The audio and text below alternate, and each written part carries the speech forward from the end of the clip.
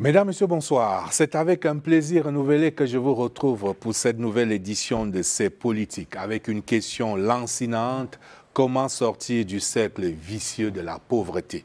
Car malgré tous les instruments et toutes les politiques publiques déployées par le gouvernement cette dernière décennie, le taux de pauvreté a paradoxalement remonté au Cameroun. 10 millions de Camerounais vivent donc en dessous du seuil de pauvreté, avec moins de 1000 francs CFA seulement par jour.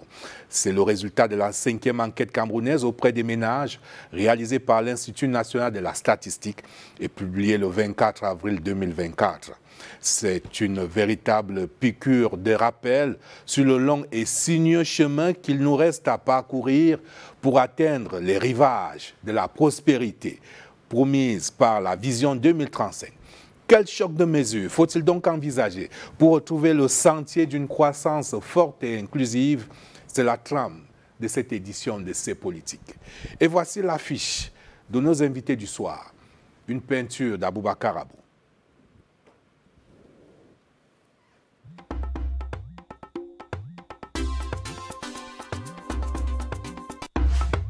Ils partagent la même muse, l'économie.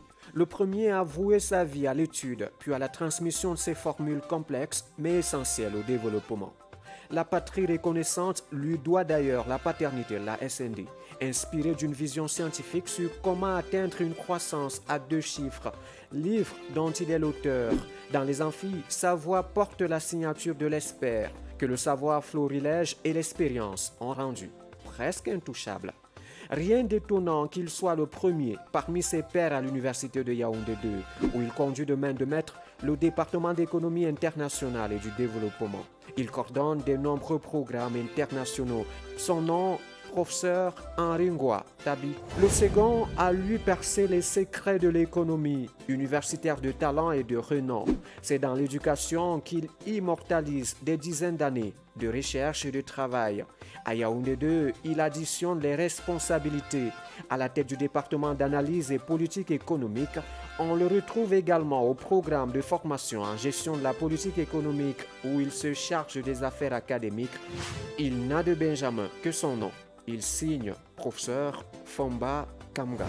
Si les 2 premiers sont des théoriciens de l'économie, les 2 autres en sont des praticiens. D'abord celui-ci, les affaires et lui font bon ménage. Patron d'entreprise à l'origine, c'est toute une vie passée à servir au sein des différentes organisations de calibre régional. Par l'usage, il a développé ce sens aigu et cette vision dynamique dans le fonctionnement des entreprises. Ce n'est pas le MECAM, entendez, Mouvement des entrepreneurs du Cameroun, qui me démentira. Il en assure l'exécutif. On le retrouve aussi tout à côté du président du Haut Conseil des affaires de la communauté économique des États de l'Afrique centrale, en charge des investissements et de la mobilisation des ressources. Lui est bien prophète à la maison, Daniel Claude Abad. Si vous avez un petit creux, vous ou le plus fidèle compagnon de l'homme, pas de souci, il gère. Ses produits estampillés à grignoter ont conquis les palais et les rayons. Industriel audacieux, il se passionne pour la mécanisation agricole et se positionne en première ligne des défenseurs du Made in Cameroun. La position de premier le connaît très bien, lui dont le projet a ravi la plus haute marche au salon de création d'entreprise, décrochant dans la foulée le prix spécial Paul Biya. Sa plus grande fierté reste cette dizaine d'hommes et de femmes qui, grâce à lui, ont le pain du jour. Avec Thierry Niamen, la boucle se referme, ouvrant le débat à la science, à ses lettres et à ses chiffres. Place au débat.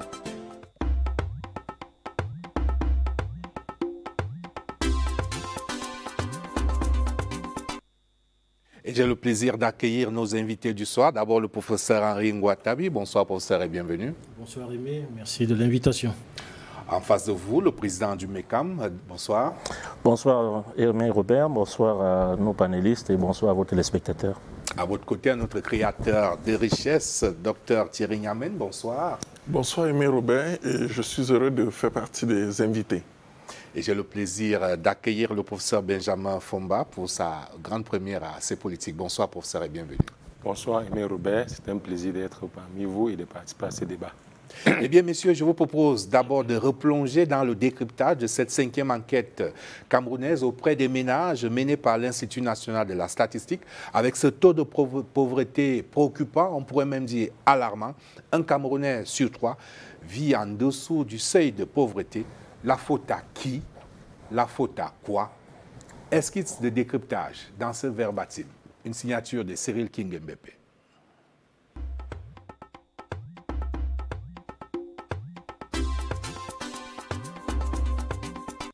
Un Camerounais sur 3 vit avec moins de 1000 francs CFA par jour. Une situation de réelle pauvreté pour un total de 10,1 millions de personnes. La pauvreté monétaire aurait des racines profondes. L'intensité de la pauvreté a plutôt augmenté et cela est compréhensible lorsque nous entrons dans les analyses pour voir un peu les chocs que le Cameroun a rencontrés, notamment les chocs sécuritaires qui ont perturbé en fait le fonctionnement de l'économie dans la plupart des régions et anéantir en fait tous les efforts que le gouvernement a fait en matière d'infrastructure, d'investissement pour essayer de sortir progressivement les populations de la pauvreté. La région de l'extrême nord, 69,2, est la plus touchée. Puis vient celle du nord-ouest en crise depuis 2017, 66,8% de pauvreté. Troisième, le nord, 61,1%. Les séquelles de la Covid-19, la plupart du temps, c'était la fermeture des PME camerounaises. On peut imaginer ces personnes qui ont perdu leur travail et le revenu n'étant plus, alors la pauvreté monétaire pouvait justement augmenter. Les institutions internationales telles que la Banque mondiale, le FMI, soutiennent que pour sortir globalement des effets négatifs de la Covid, il faudrait au moins 5 voire 10 années. Les régions de l'Adamawa, de l'Est et de l'Ouest sont aussi fragiles. La stratégie nationale de développement SND 30 serait la bouée de sauvetage, mais avec des conditions claires. Pour réduire la pauvreté, il faut d'abord la croissance économique. Ça, il faut que la richesse augmente. Et l'augmentation de la richesse doit être au-dessus de l'augmentation du taux de natalité. Et une fois qu'on a la croissance forte, il faut que cette croissance puisse adresser les inégalités. Bon, on peut avoir plusieurs types d'inégalités. Il y a les inégalités territoriales, c'est-à-dire des déséquilibres en termes, n'est-ce pas, d'infrastructures. Il y a aussi les inégalités d'opportunités, c'est-à-dire le fait que quand un enfant naît dans un village, il faut qu'on lui donne toutes les opportunités. Il me semble que la SND 30, dans sa vision, essaie d'adresser cela.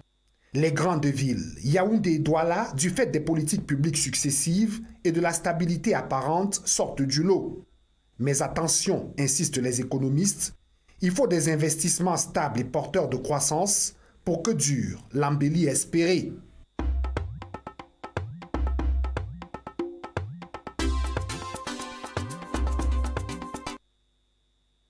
Messieurs, je voudrais de nouveau résumer les données du problème. La vision 2035 ambitionne de ramener le taux de pauvreté de 40 à 10% à l'horizon 2035. Mais déjà une première étape à l'horizon 2030, ramener le taux de pauvreté à 25%. Mais paradoxalement, au lieu donc de baisser graduellement au fur et à mesure que nous nous rapprochons de ces échéances, la pauvreté augmente au Cameroun.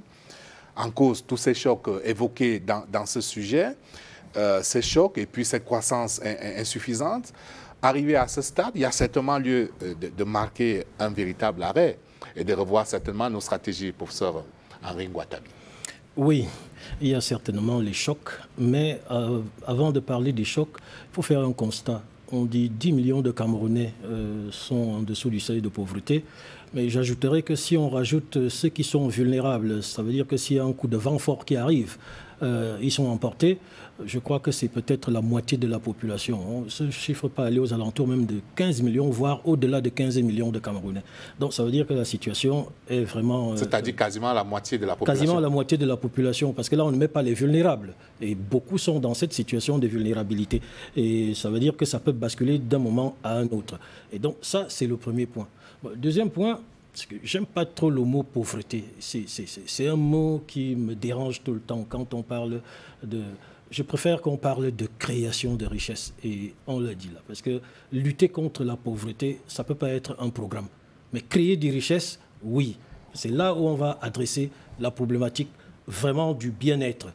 Et ça, c'est tellement important. Et pour créer des richesses, il faut faire simple. Il faut produire. Et le Cameroun ne produit pas assez, ou alors ne produit quasiment pas. Et c'est ça le véritable problème. Le taux de croissance, il doit être aux alentours de 8, 9, 10% sur une dizaine, une quinzaine d'années, de façon constante.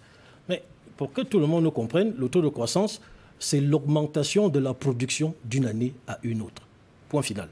Alors la SND 30 ambitionnait cette barre, ce taux de croissance de 8,1%, comme vous le dites, sur quasiment une décennie, 2020-2030. Mais là, on plafonne entre 4 et 5 depuis de nombreuses années. Et c'est là où j'allais arriver. Vous savez, le premier document que le Cameroun élabore dans l'ajustement structurel, c'est le document de stratégie pour la réduction de la pauvreté.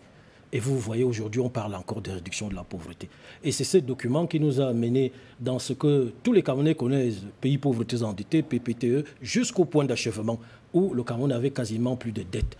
Dès lors, on a créé un nouveau document qui s'appelait document de stratégie pour la croissance et l'emploi. Vous avez entendu le mot croissance et emploi. Là, on sait très bien ce document, il a été mis en œuvre, il a été évalué, on connaît ses forces, on connaît ses faiblesses, particulièrement les trois grosses faiblesses, c'était le manque de coordination, des problèmes de financement et puis un réalisme économique qui n'était pas vraiment évident puisque les projets commencés ne se sont pas du tout terminés. Et en ayant donc pris acte de ces limites, il y a la SND 30, la stratégie nationale de développement, qui est donc élaborée et qui acte le fait d'aller vers la transformation structurelle. Et il faut dire quelque chose, la transformation structurelle, c'est l'allocation des ressources des secteurs les moins productifs vers les secteurs les plus productifs. Lorsque vous voyez la mise en œuvre de l'économie camerounaise, je me pose une question. Est-ce que c'est ça qui est vraiment appliqué? Est-ce que nous prenons les ressources des secteurs les moins productifs vers les secteurs les plus productifs? Je crois que ce n'est pas le cas. Et c'est là tout le problème. Le problème est que chaque ministère continue à développer ses programmes, ses projets, et on plante une entreprise à gauche, un programme à droite, et on a l'impression que tout ceci va prendre tout seul. Il n'y a pas d'articulation. Et à partir de cet instant, on a donc une véritable difficulté. Donc la SND 30 a bien utilisé ce mot transformation structurelle, mais j'ai comme l'impression que c'est devenu un slogan. Ce n'est pas un slogan scientifique, j'allais dire un fondement scientifique, c'est beaucoup plus un slogan politique. Et du coup, demandez aux hauts responsables qui a lu la SND 30. Vous allez trouver très peu de personnes qui l'ont lu. Demandez-leur c'est quoi la transformation structurelle. Très peu vont vous apporter des éléments de réponse. À partir de cet instant, donc, on continue à faire ce qu'on faisait avec la mise en œuvre du DSE, c'est-à-dire des projets, beaucoup de projets. Tous les ministères font énormément de projets, mais sans cohérence aucune, sans articulation. Le résultat de tout ça, c'est que, comme vous ne tenez pas compte de l'environnement, c'est-à-dire du marché, qui lui, il est libéral, il vous sanctionne. Et la sanction tombe. Ça veut dire donc que beaucoup d'investissements sont réalisés, mais comme tout ceci n'est pas pensé, articulé, comme il n'y a pas un modèle économique bien articulé, bien assis, le marché sanctionne, parce que le marché vous sanctionne par le fait que vous ne pouvez pas avoir suffisamment de ressources, par le fait que vous n'assurez pas une bonne coordination, et dès lors, le taux de pauvreté, lui, va continuer à augmenter. Si vous rajoutez à ça donc les chocs dont les autres parlaient, les autres intervenants ont parlé, ces chocs donc viennent aggraver la situation la sonnette d'alarme est tirée. Et pour peut-être conclure sur ce premier point, la plupart des pays qui ont réussi, si vous étudiez les pays d'Asie du Sud-Est, tous ont fait une planification rigoureuse, ils ont fait une exécution rigoureuse. Dans la SND 30... Mais nous avons un document de planification. Dans la SND 30, il est donc prévu... peut-être l'enjeu maintenant, c'est l'exécution. Il est prévu dans la SND 30, d'abord, de régler les préalables administratifs et juridiques, c'est-à-dire institutionnels, pour que le volet institutionnel puisse être cohérent dans ses interventions. C'est adressé peut-être, je peux dire, à 20%. Vous voyez le gap. Ensuite, il est prévu une planification rigoureuse. Ça veut dire que les projets doivent être arrêtés et personne ne peut plus sortir de là. Et enfin, le dernier point, pour articuler cette SND 30, après cette planification rigoureuse, il est prévu le vote d'une loi à l'Assemblée nationale. C'est dans la SND 30. Cette loi n'est pas votée aujourd'hui. Et la mise en œuvre de la SND 30 continue à être donc dispersée, dispendieuse, inefficace, Le résultat, c'est que la pauvreté augmente. Alors, Daniel Claude Abaté, vous qui êtes entre plusieurs mondes, le monde économique, le monde politique, le monde social, parce que vous avez on va dire quoi, vous avez des capteurs sociaux. Est-ce que cette enquête, vous avez été surpris par les résultats de cette enquête? Non, je n'ai pas été surpris, parce que pour faire simple, la pauvreté, au-delà des approches théoriques ou épistémologiques qu'on peut avoir, on la vit déjà au quotidien, dans nos familles, dans nos villages, dans nos villes. Et donc, par contre, je dirais que ce qui m'a choqué, c'est tout simplement de constater que malgré les politiques publiques mises en place, malgré les stratégies mises en place, nous sommes pratiquement au même niveau. Et je remercie d'ailleurs le professeur Tabi tout à l'heure, parce que lorsqu'on dit 10 millions, en fait, c'est trompeur. C'est 10 millions en dessous du seuil de pauvreté. Ce qui veut dire que si, comme il a si bien expliqué, parce que quand on dit 813 francs par jour, c'est des gens qui en réalité ont un revenu pour faire de moins de 30 000 par mois. Je ne suis pas sûr qu'au Cameroun, même lorsque vous avez 60 000 francs par mois, vous êtes mieux lotis. Donc le nombre de pauvres est extrêmement. La deuxième chose qui m'a surpris, Aimé Robert, c'est qu'un tel chiffre, de mon point de vue en tant qu'observateur, aurait dû mobiliser le gouvernement. On a l'impression qu'il y a eu cette enquête, le gouvernement est silencieux. Or, il me semble, d'ailleurs pas qu'il me semble, en 1998, le gouvernement adopte une déclaration de stratégie de lutte contre la pauvreté, 1998, il y a 26 ans, et s'engage, je cite, à poursuivre avec efficacité la lutte contre la pauvreté au Cameroun de manière à réduire considérablement et durablement la proportion de la population qui vit en dessous du seuil de pauvreté. Et c'est à la suite de ça qu'il s'est porté candidat à l'initiative PPTE à adopter un document de stratégie de réduction de la pauvreté.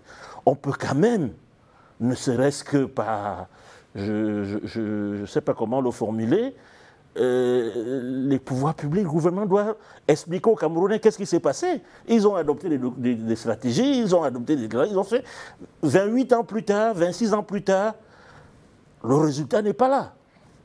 Donc ça ne peut pas rester dans cette sorte d'indifférence.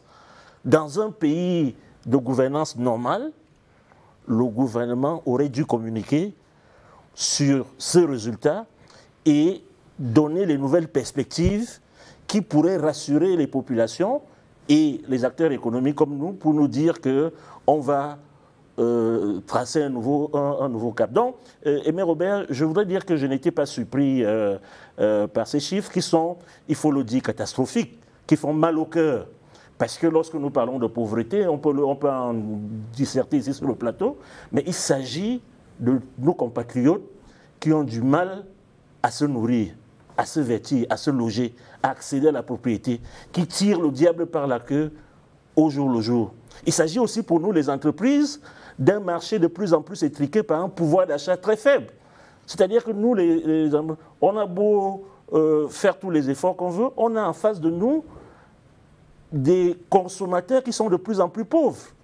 Et donc, ça fait aussi que même nous, les entreprises, nous le ressentons, parce que le pouvoir d'achat des consommateurs, en tout cas, en 2 ou 3 décennies. Or, Aimé Robert, je suis par là, le professeur a cité les pays asiatiques d'Asie du Sud-Est, et on peut en ajouter d'autres. Ce qui me frappe dans l'histoire de ces pays, c'est que c'est justement en ce laps de temps, 20 ans, 30 ans, qu'ils ont opéré les transformations.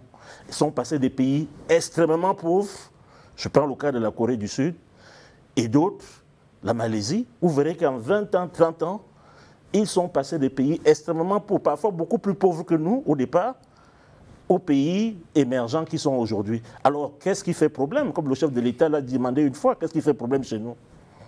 Ok, on va certainement chercher à comprendre. C'est d'ailleurs l'objet de cette émission et surtout proposer des solutions. Professeur Fomba, la SND30, l'intérêt, c'est qu'il y a des objectifs mesurables Et on dit à l'horizon 2030, c'est de baisser le taux de pauvreté à 25% et 10% en 2030. Donc, comment on fait pour baisser en 5 ans, là, en 2030, le taux de pauvreté de 15 points? Merci, Aimé Robert. Je crois que peut-être, avant de revenir sur votre question, il faut déjà rappeler que l'enquête ECAM qui mesure la pauvreté est réalisée depuis 1996, sous son format actuel. En 1996, nous étions à 53% de taux de pauvreté. En 2001, nous étions à 40% de taux de pauvreté. Et depuis 2001, nous ne sommes plus quasiment quittés de ce taux de pauvreté de 40%. Donc ça fait 20 ans, voire 22, 23 ans, que nous sommes à 40%. Que nous faisons du surplace. Or, pendant ce temps, nous avons développé suffisamment de stratégies. Nous avons le DSRP, document de stratégie pour la réduction de la pauvreté, le DSCE, Cameroun émergent 2035, la SND 30. Et tous ces programmes, tous ces documents stratégiques ont impliqué des investissements importants. Lesquels investissements importants n'ont pas toujours relevé le taux, diminué le taux de pauvreté. Et là, mes prédécesseurs ont posé un problème de vulnérabilité. Parce que le seuil de pauvreté qu'on donne est de 813 francs, ce qui pose déjà un problème en lui-même. C'est-à-dire, comment est-ce que ce seuil de pauvreté est déterminé? Est-ce qu'il fait l'objet d'un débat ou bien ce sont des calculs statistiques qui nous amènent à un taux qui est validé? Parce que le président Abaté a parlé tout à l'heure de 813 francs. Quand on fait 813 francs fois 30, ça ne fait pas 25 000 francs CFA. Donc c'est ça, on va me dire que ce n'est pas jour, ce n'est pas équivalent à Dieu, ou bien par personne, pour parler simplement. Mais retenons que pendant ces 20 ans, ces 25 ans, il y a déjà des cercles vicieux de pauvreté qui sont créés. Donc il y a déjà des générations, il y a déjà des Camerounais qui, sur 2 générations, ne vont pas quitter la pauvreté si rien n'est fait de façon sérieuse. Maintenant, est-ce que quelque chose n'est pas fait? On va dire oui, les choses sont faites, mais de quelle façon? Est-ce que les projets qui sont développés sont orientés vers le pauvre? Est-ce que les projets qui sont implémentés ont pour objectif de sortir les pauvres de la pauvreté? Ce chiffre qui a avancé de 10 millions, il est, comme mes prédécesseurs l'ont dit, suffisamment minimisé. Parce que si on discute le taux de pauvreté, si on discute le seuil de pauvreté et on le décale un peu, même de 100 francs CFA, on peut se retrouver à 15 millions. Si on le décale encore un peu, on peut se retrouver à 20 millions de pauvres au Cameroun. Et ce qui est encore plus grave, c'est que c'est un phénomène rural. Le phénomène rural, parce que quand vous allez dans les zones rurales, l'accès à l'éducation reste un problème, l'accès à la santé reste un problème, ce qui fait que les populations pauvres n'ont pas accès aux services de base élémentaires. Les hôpitaux aujourd'hui, quand vous regardez les chiffres au niveau international, le Cameroun est l'un des pays où les paiements individuels ou bien les paiements privés pour la santé sont les plus élevés. Nous sommes à 56 $ en 2022 contre 11 $ pour un pays comme Madagascar. Les dépenses publiques restent suffisamment faibles dans ce secteur. Ce qui fait que bien que l'accès à la santé soit amélioré entre 2014 et 2022, on se rend compte qu'il y a des barrières, notamment les barrières financières, qui sont très importantes. Ça veut dire que les politiques de santé, les politiques d'éducation doivent beaucoup s'interroger. Parce que dans le secteur de la santé, quand vous y allez aujourd'hui, vous avez des volontaires qui représentent déjà une masse importante de travailleurs du secteur de la santé. Et l'équivalent dans le secteur de l'éducation, ce sont les vacataires, dont le nombre augmente chaque année, chaque jour, sous les yeux des Camerounais, sans que cela n'émeuve personne. Donc il faut développer des politiques, on va revenir sur les projets certainement, qui ont pour cible les pauvres. Et non pas les politiques qui vont se limiter à l'administration publique, parce qu'il faut le dire de façon sincère, il y a une forte capture de rente. La capture de rente qui est le fait, je vais le dire comme ça, des fonctionnaires. Ça fait que tous les moyens qui sont déployés par le président de la République restent au niveau des fonctionnaires qui développent des stratégies suffisamment bien huilées pour capter tout ce qui peut aller, profiter aux pauvres. C'est la raison pour laquelle vous allez même voir dans les chiffres, on va vous dire qu'il y a tellement de projets dans le nord, tellement de projets à l'est, Mais au final, ce sont ces régions qui sont Alors, lorsqu'il y a des phénomènes de capture, pourquoi après, il n'y a même pas un minimum de ruissellement, d'effet de ruissellement? L'effet de ruissellement reste autour de ceux qui captent la rente. Vous allez sentir ça par rapport à ce que j'appelle souvent la pression sociale, la demande sociale qu'il y a autour de vous. Tout le monde ne peut pas venir voir Aimé Robert pour qu'il paye l'école de son enfant, pour qu'il vienne en aide. Donc, ça reste autour de vous et l'effet de ruissellement ne peut pas passer par les individus. C'est l'État qui est le garant de la redistribution, en espérant que quelqu'un qui va avoir 50 millions dans son village va payer l'école à peut-être 50, à 20, 30, 40 enfants. On ne peut pas réussir comme ça. C'est l'État qui doit prendre sur lui de se rassurer que tout ce qu'il met à la disposition de la population arrive aux vrais destinataires et n'est pas capturé par, je vais dire comme ça, les fonctionnaires. Parole à Thierry Niamène, créateur de richesse. L'un des 10 principes clés de l'économie, c'est donc que la clé de la prospérité passe par la création, la production des biens et des services. Autrement dit, nous sommes pauvres parce que nous ne produisons pas assez. Oui, mais je suis très heureux de... Mais le président Abaté l'a dit tout à l'heure, définit d'abord même la notion de pauvreté. Je crois que nous sommes unanimes ici que 813, c'est un chiffre... Il y a des gens qui vivent même à moins de 300 francs la journée. Ça veut dire que si des gens sont pauvres, ça veut dire qu'ils ne travaillent pas, ils ne trouvent pas des moyens, ça veut dire que les entreprises n'arrivent pas à donner du travail à ceux qui sont dans le besoin. Nous allons nous rendre compte que la vie se dégrade de plus en plus, mois après mois, à cause de quoi? De cette inflation qui ne donne pas la possibilité ni aux entreprises de pouvoir créer suffisamment de richesses pour pouvoir distribuer.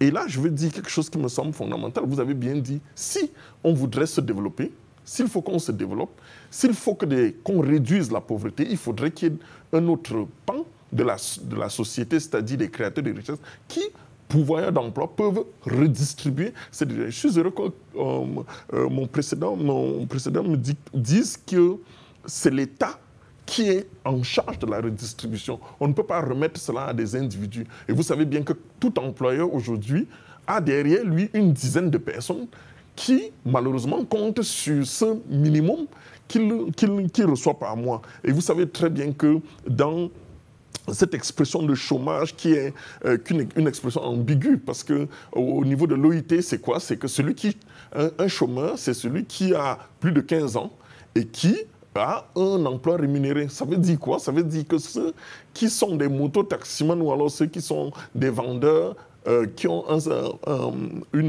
revenu ne sont pas considérés comme des chômeurs. Pourtant, on sait que ce sont des personnes qui tirent le diable par la queue. Et j'ajouterais quelque chose, et le président l'a dit tout à l'heure, tant que la population est pauvre, alors même les entreprises qui produisent des biens et des services destinés à cette population qui n'a pas de moyens pour pouvoir acheter, mais bien évidemment, c'est tout le monde qui se trouve dans ce cercle vicieux. Moi, je pense qu'il y a beaucoup de choses à faire, que ce soit sur les politiques publiques ou tout du moins le système d'accompagnement qui est prévu ne produit pas de résultats. Moi, j'ai l'habitude de dire, si on continue à faire ce qu'on a toujours fait, on obtiendra ce qu'on a toujours eu. Et si ça ne marche pas, il faut changer de cap. Et je pense qu'il est important que le réveil soit brutal pour nous permettre de pouvoir réfléchir autrement. Parce que malheureusement, pendant qu'il y a une assiette de plusieurs pauvres, il y a une autre minorité qui s'enrichit de façon vertigineuse. Et il est important de réguler un peu cette action. Alors, comment réduire la pauvreté? Le professeur n'aime pas cette expression. Alors, comment générer une plus grande dynamique de croissance, professeur? Surtout que les objectifs de croissance de la SND 30, en cette année 2024, on devrait être à 8% de taux de croissance, mais nous en sommes à, je crois, on escompte 4,5%. Évidemment, on parlera toujours de ces chocs, mais lors de notre échange avant l'émission, vous m'indiquiez qu'il y aura toujours des chocs. En économie, il y aura toujours des chocs. Donc, si on continue de prétester l'avènement des chocs pour justifier nos contre-performances, ce sera l'éternel cercle vicieux. Et donc, je vous pose la question, comment donc générer une croissance plus forte dans cet environnement, dans ce contexte? Oui, je vais adresser ça de façon institutionnelle et peut-être aussi de façon opérationnelle. Vous savez, la politique économique peut prendre 3 directions. Vous avez ce qu'on appelle l'économie positive, c'est-à-dire le marché qui décide. Vous avez ce qu'on appelle l'économie normative, c'est-à-dire on réfléchit, on prend des décisions, l'État intervient. Et vous avez ce qu'on appelle l'économie politique, c'est-à-dire l'homme politique qui intervient. Et dans l'économie néolibérale, le couple qui domine l'économie aujourd'hui, c'est le couple économie positive, c'est-à-dire le marché, et puis le politique qui décide. Et le politique qui décide, donc ici, ou l'institutionnel qui décide, doit être très méticuleux, parce que s'il ne prend pas de bonnes décisions, le marché va le sanctionner. Je l'ai déjà dit tout à l'heure. Et le problème ici au Cameroun, c'est qu'on a l'impression que l'institutionnel décide sans tenir compte du marché. Et on retrouve donc l'État partout qui prend ses décisions. Vous voyez même quand on veut toucher aux entreprises publiques qui sont pléthoriques et qui ne font pas des résultats, dès qu'on veut faire une réforme, elle est bloquée. Dès qu'on veut faire une restructuration, c'est bloqué. On maintient les entreprises publiques à l'état des années 70, 80, alors que le monde a totalement changé. Donc, cette prise de décision par l'institutionnel ou le politique... Est-ce qu'on ne devrait d'ailleurs pas, excusez-moi de vous interrompre sur le flux de votre réflexion, est-ce qu'on ne devrait d'ailleurs pas prendre le courage de privatiser un certain nombre de ces entreprises publiques qui sont moribondes, certaines, mais que l'État continue de subventionner? Ces entreprises, on peut créer des champions nationaux à partir de ces entreprises publiques en fusionnant certaines entreprises. Vous pouvez prendre une entreprise comme l'Imprimerie nationale. Elle est déficitaire depuis des siècles. Elle ne peut pas fusionner, je ne sais pas, avec une autre entreprise qui fait dans le même segment, ou la Sopecam. Je dis des choses comme ça, mais je ne sais pas. Mais je constate que la plupart des grandes entreprises, sur la certaine, peuvent fusionner pour créer des grandes structures et où, à la tête de ces entreprises, il faut mettre un management qui parle du marché, pas un management administratif. Et ça, c'est un véritable problème à ce niveau-là. C'est pour cela que ces entreprises ont d'énormes difficultés. Et c'est pour cela qu'on n'arrive pas à avancer, parce que faire fi du marché qui, lui, n'est pas un philanthrope, le marché. Le marché, c'est des entreprises privées. Ils ne sont pas des philanthropes. Ils veulent faire des bénéfices. Et donc, quand vous leur parlez un langage qu'ils ne comprennent pas, ils disparaissent. Ça, au niveau institutionnel... Est-ce que toujours sur les entreprises publiques, peut-être que Daniel Koudabati dira également un mot là-dessus, on peut envisager davantage, au niveau davantage des entreprises d'économie mixte, d'introduire davantage de privés, peut-être pour contraindre précisément... Je peux prendre un cas, si vous le permettez. Je peux prendre, par exemple, le segment entreprise Camtel. L'entreprise Camtel, c'est 3 entreprises en une. Et il y a un segment qui s'appelle le segment des services, c'est-à-dire la vente. Ce que fait, sans publicité, les autres sociétés qui nous vendent l'accès... On peut le dire Orange et MTN, puisque vous parlez de Camtel. Ils sont situés dans le segment service. Le segment service, c'est plus de 600 milliards de chiffre d'affaires. Et Camtel ne tire que 2% de ce marché-là. Ça veut dire que c'est un segment qu'il faut céder au privé. Est-ce que l'État est fait pour vendre? C'est ça la question surtout. Surtout dans un segment aussi concurrentiel, où la technologie change tous les 6 mois. Où les concurrents font beaucoup d'argent. Les concurrents font beaucoup d'argent, mais si vous regardez... de le dire, c'est un euphémisme. Eh oui, si vous regardez les entreprises... énormément Et si vous regardez les entreprises qui sont déficitaires, qui demandent des subventions à l'État aujourd'hui, Camtel en fait partie. Donc, mais aujourd'hui, même si on vous confie cette entreprise-là, avec 3 entreprises à l'intérieur, il est difficile de vous en sortir. Il y a une étude qui a proposé, je crois, qu'on puisse la restructurer. Ça a encore été bloqué, on la conserve telle qu'elle. Là où tout le monde fait beaucoup d'argent, nous, on n'en fait pas. Et ils continuent à demander les subventions. Où est-ce qu'on va trouver cet argent? Et vous voyez très bien qu'à l'époque, on avait aussi une structure. Je vais aller dans le segment de l'électricité. On avait la Sonel, qui était une seule entreprise. Aujourd'hui, on a combien d'entreprises là-bas? C'est-à-dire, on a EDC, on a Sonatrel, on a Eneo. Et si vous faites maintenant la création d'emplois de ces 3 entités, mais ça dépasse certainement ce que Sonel avait à l'époque. Donc, cet éclatement, pour rendre plus efficaces les entreprises au niveau du marché, elle doit être actée pour créer plus de richesses. Si ce n'est pas acté, et si on continue à faire de l'économie administrative au lieu de faire de l'économie de la production, la pauvreté va continuer à augmenter. Il faut donc produire. Moussa Fomba, sur ce chapitre de propositions qu'on met sur la table. Je vais d'abord peut-être commencer par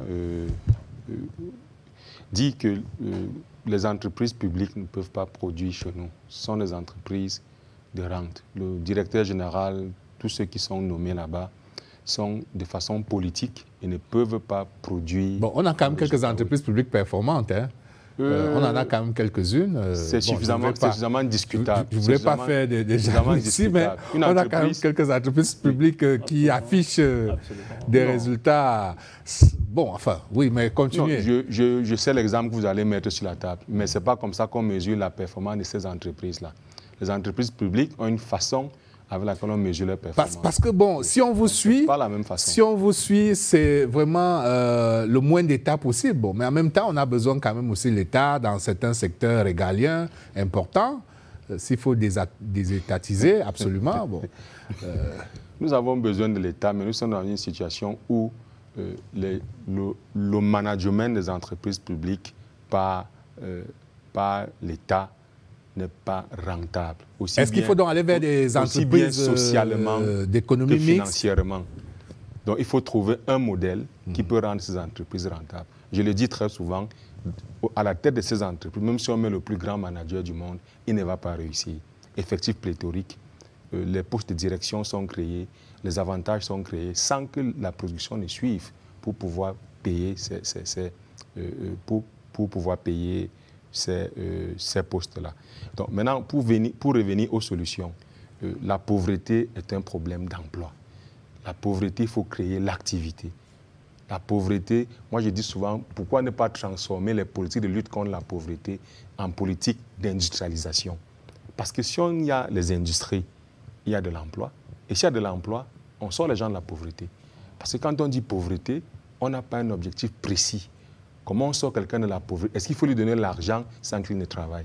Or, il faut créer l'activité pour cette personne. Si cette personne travaille, on est certain que cette personne pourra sortir de la pauvreté. Or, quand on dit pauvreté, on va développer les programmes dans tous les secteurs, les programmes qui vont se piétiner, qui vont se marcher les uns sur les autres. Et quand vous regardez avec froideur ces programmes-là, l'objectif, c'est parfois de contenter quelqu'un qui va à la retraite, c'est parfois de contenter des gens qu'on n'a pas pu contenter dans l'administration centrale, leur donner une part de pouvoir pour que ces projets, ces programmes fonctionnent exactement comme dans l'administration publique, mais avec plus de moyens qui retournent encore entre les mains des mêmes personnes. Et ça n'arrive pas au niveau du pauvre. Donc on a un problème de ciblage, on a un problème de la traçabilité de ces moyens qui sont mis en œuvre pour se rassurer que le dernier bénéficiaire puisse vraiment bénéficier, je vais le dire comme ça, afin de pouvoir sortir de la pauvreté. Je souhaite peut-être que l'INS puisse mettre les données à la disposition des autres chercheurs ou bien des autres, de la société civile même, pour qu'on puisse aller au fond de cette enquête pour voir des choses. Parce qu'il y a ils ont donné des chiffres sommaires très importants, mais il y a des éléments aussi importants qu'il faut mettre en exergue pour pouvoir comprendre un ensemble de choses. Daniel Claude, en termes de force de proposition. Oui, déjà, je pense que pour avoir des propositions ou des solutions efficaces, il faut bien maîtriser le diagnostic. Parce que mon expérience dans le dialogue public-privé, que je fais depuis près de 2 décennies, c'est que très souvent on propose des solutions sans avoir bien identifié les problèmes auxquels on fait face. Et je pense que le professeur Tabi, dans son propos préliminaire, avait dit quelque chose qui me paraît fondamental. La question de l'allocation des ressources. Vous savez, si en 28 ans, malgré les stratégies, les déclarations, les politiques publiques mises en place pour réduire la pauvreté, les milliards injectés et autres, si ça n'a pas bougé, ça ne peut pas. C'est trop facile d'accuser les chocs exogènes. C'est trop facile. Parce qu'on peut dire aussi des choses qu'on refuse de dire. Ce problème d'allocation de ressources est un véritable problème. Moi, je l'ai déjà dit, et je ne cesserai de le dire, au moment où le Cameroun, par exemple, décide d'organiser la CAN, nous sommes dans une certaine dynamique économique qui commençait à donner des résultats. Et puis tout d'un coup, je ne sais pas d'où ça sort, il faut trouver maintenant 1500 milliards pour construire des stades et autres qui aujourd'hui, on voit bien. Donc, c'est une distorsion. Les Camerounais aussi avaient besoin de la CAN, hein, parce que sous le renouveau, 40 ans après, 5 cannes, le football a tellement donné au renouveau que les Camerounais se disaient que le renouveau n'ira pas jusqu'à sa fin quand même sans nous donner une canne. Ce sont ces choix, excusez-moi de le dire comme ça, ce sont ces choix erronés que nous payons aujourd'hui. Les mêmes Camerounais ont besoin de travail. Les mêmes Camerounais ont besoin de se soigner. Donc c'est un problème de priorité. Moi je ne suis pas contre, je ne dis pas qu'on ne devait pas faire la carte. Mais c'est un exemple, hein, on peut citer beaucoup d'autres exemples comme ça. Parlant des entreprises publiques, dans les cours de Business Administration, ce qu'on nous apprend, c'est que le but de l'entreprise, c'est d'augmenter la valeur de l'entreprise pour ses propriétaires. Le propriétaire des entreprises publiques, c'est qui? C'est l'État. Mais, quel que soit ce que vous voulez faire, quand vous regardez l'État qui est propriétaire de ces entreprises, est-ce qu'il vous a dit qu'il veut des réformes? Est-ce qu'il vous a dit qu'il veut...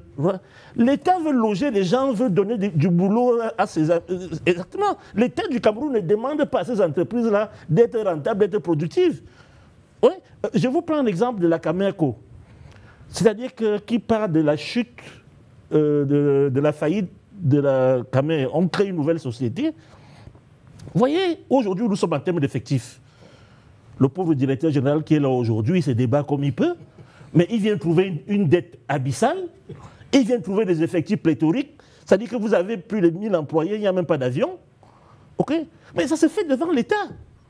Donc l'État du Cameroun, qui est propriétaire de ces entreprises, il ne veut pas des bénéfices, il ne veut pas de la rentabilité. Ce n'est pas une accusation, ce sont des faits.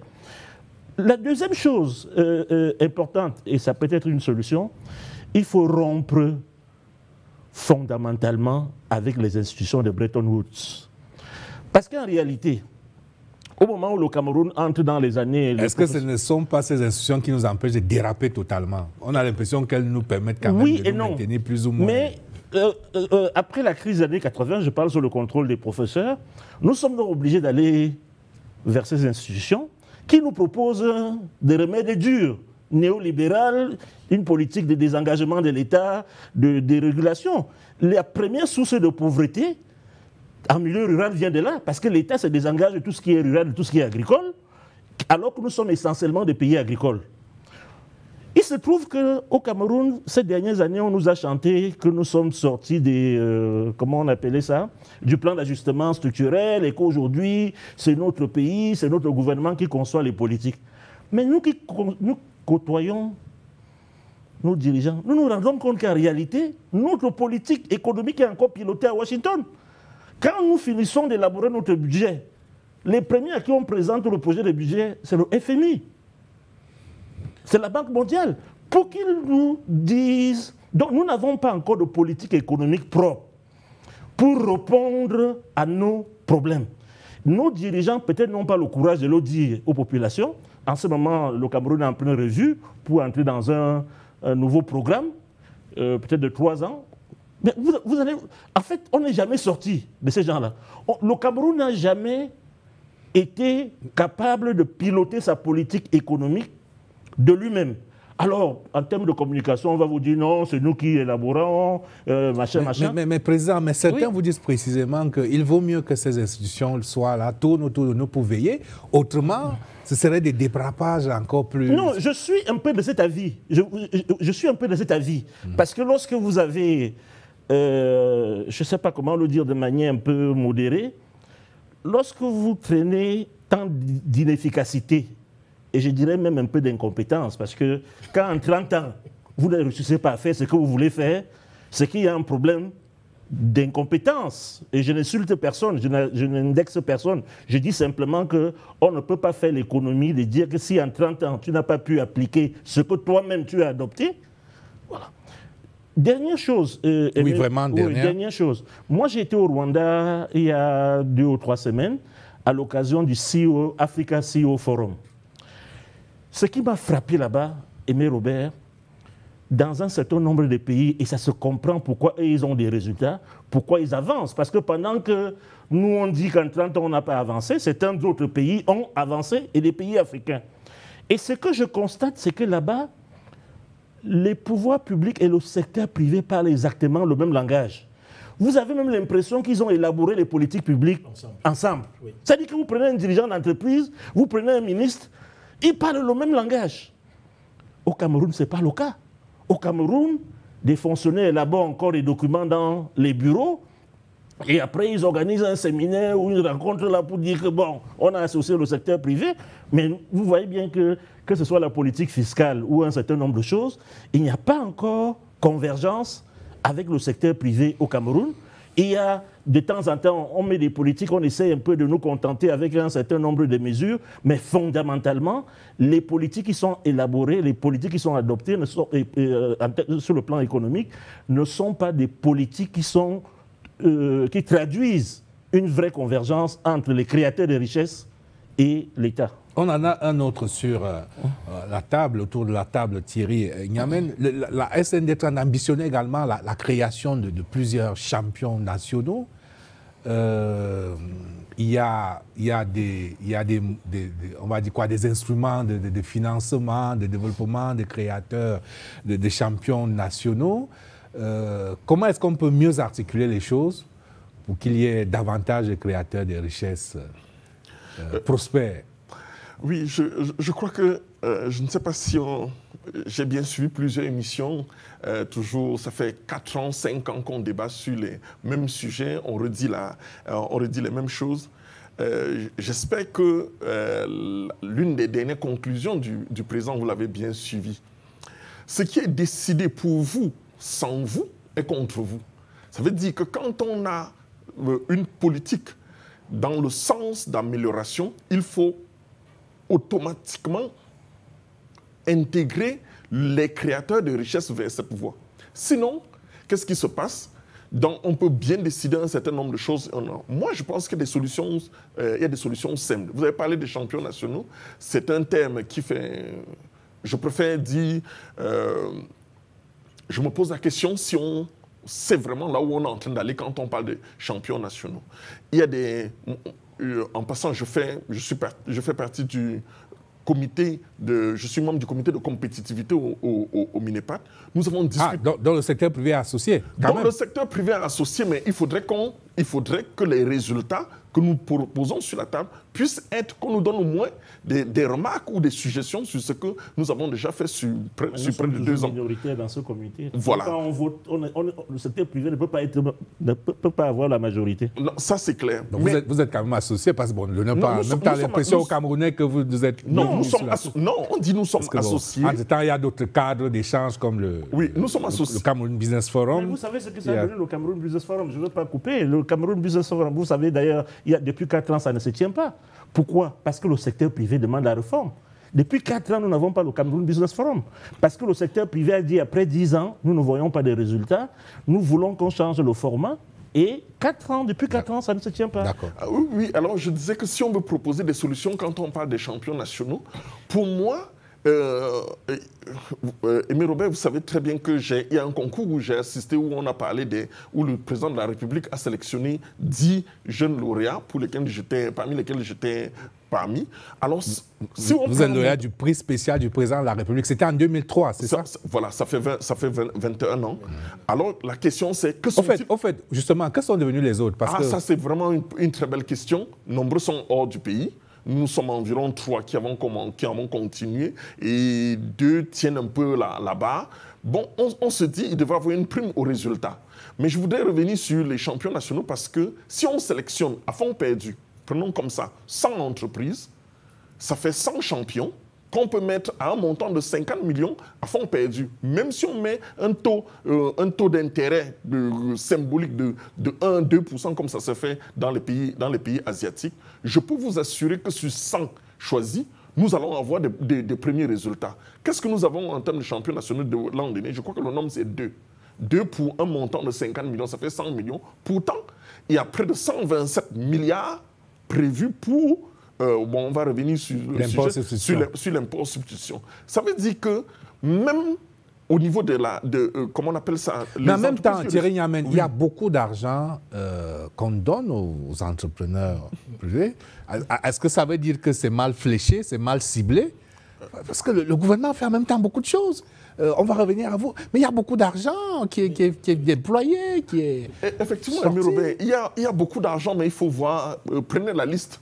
Prenez la liste, parce que l'essentiel, ce n'est pas de dire qu'il y a beaucoup d'argent. Prenez la liste, parce que quand on dit champions nationaux, c'est un peu comme c'est l'élite qui doit être diffusée partout pour qu'on sache qui peut être champion, dans quel secteur. Si on parle de champions nationaux et que vous avez des... il faut enlever les importateurs, parce que champions nationaux, c'est des gens sur place qui créent de la valeur ajoutée sur ce qu'ils font. Mais en termes de solutions, parce que je voudrais dire aussi que la formation professionnelle, la formation joue un grand rôle. Parce que si on regarde aujourd'hui ce que demandent les entreprises en termes de besoins et ce que propose le marché, on est loin loin de la plaque. Parce que si aujourd'hui tout le monde va faire le droit, alors que les entreprises ont besoin des soudeurs, des électriciens pour pouvoir créer de la richesse, vous vous rendez compte que ceux qui sont capables de pouvoir... Parce que la valeur ajoutée, c'est là-bas qu'on... Ça, c'est un discours qui fera plaisir au ministre Issa Chiroma Bakari, qui se veut le chantre aujourd'hui de la formation professionnelle. Alors, je ne vous interromps pas. Alors, sur les champions nationaux quand même, Daniel Koudabate, est-ce que vous avez un rêve? Au fait, qui est notre Dangote? On en a au Cameroun? Mais bon, qui est notre Elou-Melou de... Non, on en a, on peut avoir, quand même. Non, on peut avoir, vous savez, les Dangote, les Elou-Melou ne sont pas tombés du ciel. Vous savez bien ce sont les champions nationaux au Nigeria, si on prend devenus aujourd'hui champions africains. Si on prend Dangote, vous pouvez voir son histoire, comment il a commencé, mais il a eu un vrai accompagnement d'efficacité. Je voudrais dire à ce sujet, vous avez dit qu'il y a beaucoup d'argent qui sont de nos entreprises. Vous avez quelque part raison. Mais je voudrais rappeler qu'au Cameroun, nous avons dans l'univers des entreprises du Cameroun, nous avons 98,7% des PME et 0,3% de grandes entreprises. Alors, si l'État, pour une raison ou pour une autre, peut-être des proximités ou des amitiés, passe le temps à donner aux 0,3%, et pas aux petits qui ne savent même pas parfois qui a le guichet par où commencer. Je ne vais pas revenir sur toutes les polémiques qu'il y a eu sur un certain nombre d'appuis que les pouvoirs publics... Ce n'est pas le lieu. Mais allez entrer dedans, vous allez voir le nombre de PME qui sont très rares. Donc, ce que je veux dire, mais Robert, c'est que vous savez, moi, ça fait... je ne suis pas vindicatif, loin de là. Mais c'est que ça fait pratiquement 25 ans que j'entends les mêmes choses, les mêmes plaintes, les mêmes problèmes, les mêmes solutions. Donc, à un moment, comme on dit dans mon village, si tu passes autant à accuser les autres et que tu as les problèmes avec tout le monde, à un moment, il faut te demander si ce n'est pas toi le problème. Donc, il faut quand même qu'à un moment, on ait le courage et l'honnêteté de nous regarder dans la glace. Parce qu'encore une fois, au-delà de tous les discours qu'on peut tenir ici, il y a 10 millions de Camerounais qui vivent avec 25 000 par mois. Et je vous assure, la pauvreté n'est pas quelque chose qu'il faut souhaiter à quelqu'un. Alors, on vous laisse conclure sur ce point des champions nationaux. Oui, vous direz, oui, lui conclut. Comment on peut mieux faire les choses? Parce qu'il vaut mieux parler en termes de perfectibilité. Parce que nous ne donnons pas l'impression que l'État ne fait rien. Non, loin s'en faut. Comment on peut mieux faire les choses pour vous accompagner? Si l'État peut déjà mettre 127 milliards pour pouvoir travailler, ça veut dire qu'il y a de l'argent. Mais comment cet argent peut être reparti? Quand on parle de champions nationaux, c'est dans des différents secteurs qui sont déjà identifiés avec des filières stratégiques au niveau de l'État. Mais je parle de 100 entreprises, 100 champions, pas 2. Si on voudrait que c'est une masse critique, et je parle de 50 millions. Si on parle de 100 champions nationaux par an? C'est possible, ça fait 5 milliards.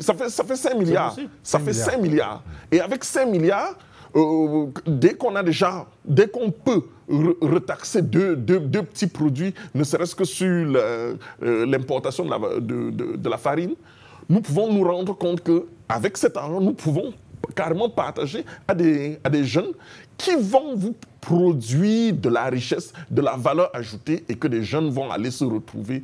Il n'y aura même plus d'exode rural parce que les gens vont vous produire des résultats. Et pour ça, il y a des cahiers de charges et vous allez voir que ces champions seront exhibés au monde et qui va créer une émulation chez ceux qui sont en train de rêver d'être aussi champions nationaux. Et je voudrais terminer avec une phrase, Aimé Robert. Un champion national doit être d'abord un champion régional et départemental. On ne peut pas être champion national ex nihilo parce qu'on a commencé à produire il y a 3 ans, parce que le nom tombe très fort. Non, c'est qu'il y a un parcours. On a parlé de Dangote. On ne peut pas chercher à... on ne parle pas d'un champion national. C'est un groupe de champions pour pouvoir booster l'économie. On ne peut pas parler d'une seule personne parce que c'est des secteurs différents dans lesquels on peut pouvoir travailler. Nous n'allons pas chercher notre... ou alors redistribuer à 1000 personnes pour qu'on ne ressente pas cette... Je parle d'une masse critique de 100 champions, ça veut dire 10 par région, et vous allez voir comment ce pays peut basculer dans ce boom que nous souhaitons tous. Professeur. Oui, Aimé Robert, je voulais peut-être dire à M. Thierry Niamène que, en fait, la taille ne doit pas forcément être importante. Le champion national, dans la perception du gouvernement, c'est une entreprise qui a un rayonnement international, une entreprise nationale qui a un rayonnement international. Et avec les 50 millions, il est difficile d'amener une entreprise à avoir un rayonnement international. C'est vrai qu'il faut prendre les entreprises qui ont déjà fait leurs preuves au niveau local avant de les booster pour qu'elles puissent faire des preuves au niveau international, pour pouvoir vendre le label Cameroun, pour pouvoir nous faire émerger comme les autres entreprises dans les autres pays, notamment le Nigeria, qui est un exemple suffisamment cité aujourd'hui. Je crois qu'on a assez de cas au Nigeria et nous pouvons capter cette stratégie pour booster. Et si vous allez au Nigeria, je ne crois pas qu'elles étaient 100, avec plus de 200 millions d'habitants. Donc le nombre, pour moi, n'est pas un objectif. C'est la qualité qui est importante. Vous étiez 10 en 2003. Si vous êtes resté 2 ou 3, pour moi, c'est un bon résultat. Ce que je veux dire, pourquoi est-ce qu'on n'a pas répété cette opération chaque année? Si chaque année on répétait qu'on avait une personne, même une personne tous les 2 ans, de 2003 à aujourd'hui, on serait à une quinzaine, une vingtaine de personnes.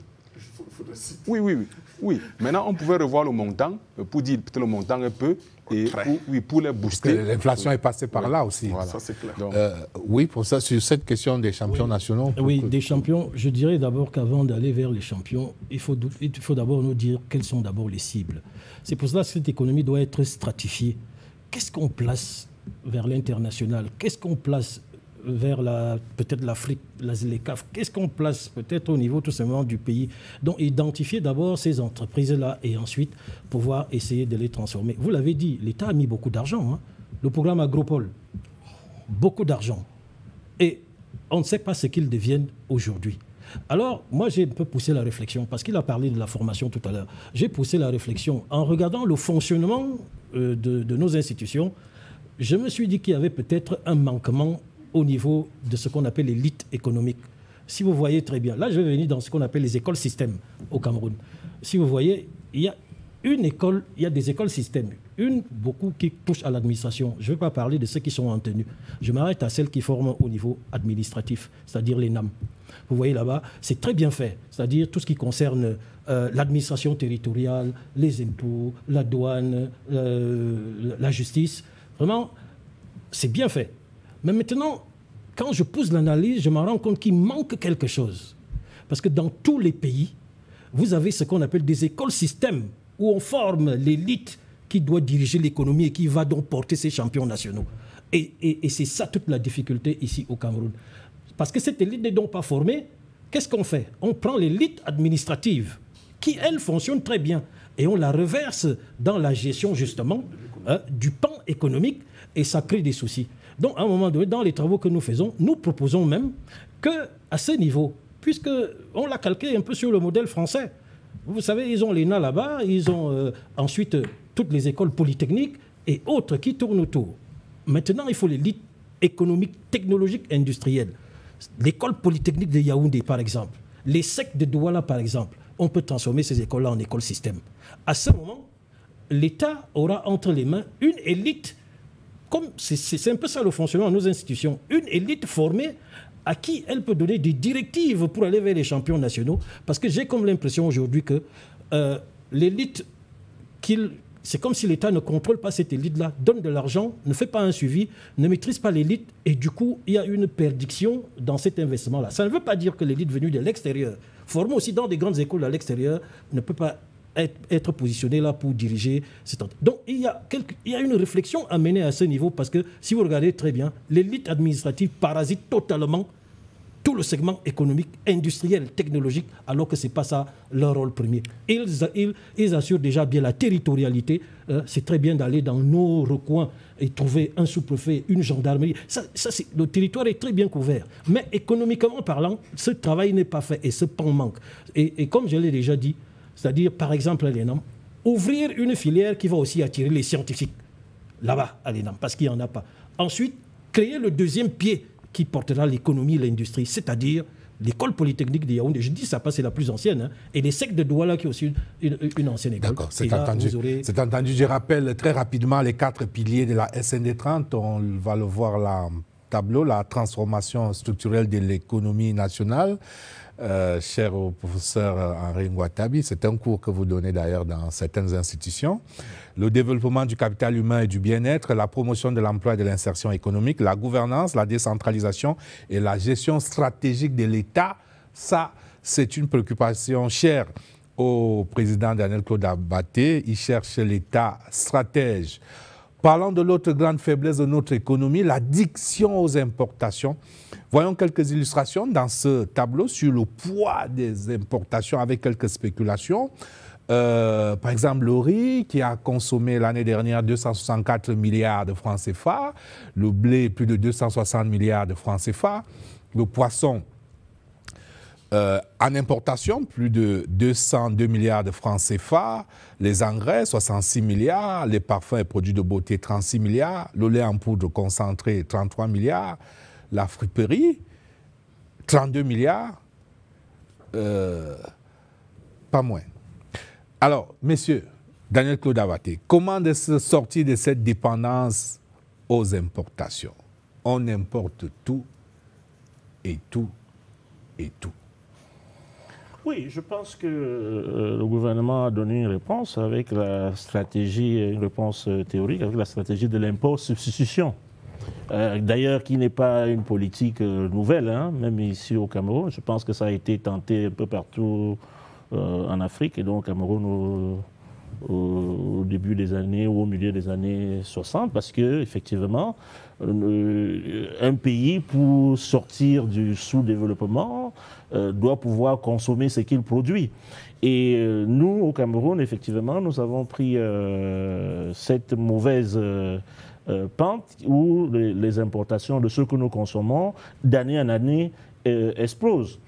Mais je voudrais dire que moi, je suis comme vous le savez, dans l'entreprise, je regarder les choses du point de vue du praticien, je dirais, de l'économie que je suis. J'ai l'habitude de prendre un exemple.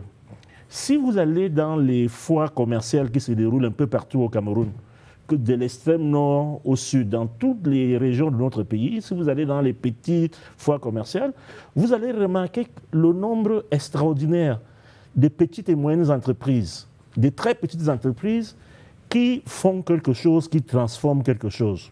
C'est quelque chose qui me frappe toujours, et c'est parce que je suis quelqu'un qui a fait beaucoup de pays africains. On l'a encore vu la semaine dernière lors du forum de l'économie sociale et familiale avec le ministre Bassile. Vraiment, quand vous allez dans les pays africains, c'est vraiment quelque chose que le Cameroun a de positif et de distinctif. Ce sont les Camerounais qui font beaucoup de choses.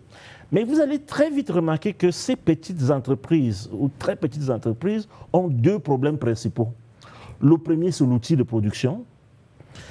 Donc, elles ne peuvent pas produire en quantité. C'est-à-dire que parfois, si c'est une petite entreprise de Berthois qui fait, par exemple, des jus de manioc, comme j'en ai vu, elle ne peut même pas livrer toute la ville de Berthois. Pas parce qu'elle n'a pas l'expertise pour le faire, mais parce qu'elle le fait à partir de moyens rudimentaires, à plus forte raison le Cameroun. Donc, ça, c'est un des problèmes qui est ce problème de production. Nous n'arrivons pas à créer les richesses en quantité suffisante, d'abord parce que les petites entreprises qui sont sur le terrain n'ont pas les moyens de faire plus. Vous allez au Grand Nord, vous allez voir les mamans qui produisent l'huile de Nîmes, qui est très demandée, non seulement au Cameroun, mais à l'étranger, mais elles le font à partir de moyens rudimentaires, de telle sorte qu'il y a des commandes qu'elles sont incapables de satisfaire. Alors, qu'est-ce qu'il faut faire? Donc, ce qu'il faut faire, nous, au MECAM, nous avons demandé depuis plusieurs années un vrai plan Marshall pour aider les petites et moyennes entreprises à s'équiper. Parfois, elles ne demandent pas des outils extrêmement chers. Vous savez que l'outil de production, dans tous les pays, les entreprises acquièrent les outils de production par le crédit.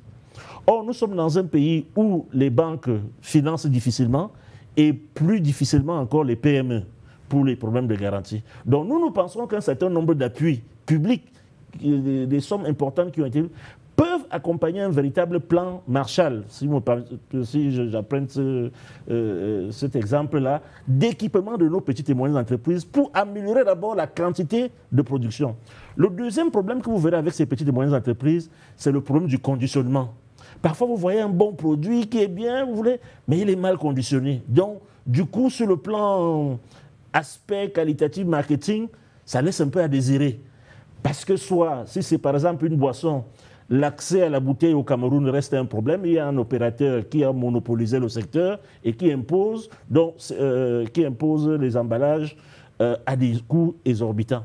Donc, de nos points de vue, ça c'est les discussions que nous avons régulièrement avec le ministre des PME, il faut accompagner les PME, leur permettre d'avoir accès à des équipements qui vont leur permettre d'améliorer à la fois, et puis naturellement les problèmes de qualité, et puis Thierry Niamène l'a si bien dit, il y a les problèmes de formation, de formation. C'est à ce prix. Et mais Robert, permettez-moi de déplorer que, parce que moi, comme je vous ai dit, il y a des incohérences que parfois vous ne comprenez pas. À un moment, vous suivez l'État, vous êtes d'accord, vous pensez qu'ils ont compris, mais à un moment, on vous sort quelque chose que vous ne comprenez pas. Vous allez remarquer que pendant qu'on parle d'impôt substitution, il ne s'est jamais installé autant d'enseignes de distribution de produits internationaux au Cameroun. Je ne veux pas citer les noms ici, parce qu'on n'est pas là pour ça. Mais vous allez voir, il y a des rayons de Made in Cameroun à l'intérieur. Oui, mais est-ce qu'on a besoin de ça? Est-ce qu'on a besoin d'aller prendre une enseigne internationale pour qu'ils viennent créer? Moi, je dis, dans ces endroits-là, dans ces endroits qu'on a donné des enseignes, qu'est-ce qui empêche? Si ça avait été un pays asiatique, on aurait construit un vaste marché et dit aux Camerounais, voici les endroits. Parce que, Aimé Robert, quand vous voulez un produit étranger au Cameroun, vous n'avez pas besoin parfois de sortir de votre quartier. Vous l'avez. Mais si vous voulez manger du poisson local... Et ça, c'est l'un des problèmes du Made in Cameroun, le problème de la commercialisation des marchés, de la disponibilité du marché Thierry Niamène. Oui, Aimé Robert, maintenant je me trouve dans mon assiette. Et ça fait 23 ans que nous bataillons aujourd'hui pour imposer une marque, imposer un produit, pour que les Camerounais puissent consommer ce que nous-mêmes nous produisons. Mais le véritable problème, je comprends le président, mais s'il fallait mettre en termes de priorité, c'est que nous sommes en train de nous tirer une balle nous-mêmes au pied. Pourquoi? On ne peut pas demander à des entreprises de se battre pendant qu'on importe. Absolument. Quand on a fermé le marché, quel que soit ce que vous allez faire, quel que soit l'accompagnement que vous allez donner, ça ne peut pas marcher, mais Robert. Je vais vous dire, ça fait 5 000 milliards. 5 000 milliards, on vous dit que c'est ce qu'on importe. Et que nous, on exporte 3 000. Ça veut dire qu'il y a un gap de 2 000. Le marché intérieur, nous n'allons pas, avec des produits à technologie élémentaire, capables d'être produits sur place, chercher à l'exporter et à importer d'autres produits. Seulement le marché local peut développer le pays. J'explique. Est-ce que vous savez très bien que chez nous, nous avons des cas qui ont marché, hein, c'est-à-dire si on parle du poulet congelé, il y a eu une bataille, on a vu cette émulation au niveau des éleveurs. Nous, quand on se rend compte que vous n'avez pas des rayons dans les supermarchés, on n'a pas besoin de faire des statistiques ou une étude. Entrez dans un supermarché, dès que vous êtes accueilli, les têtes de gondole sont prises par des multinationales.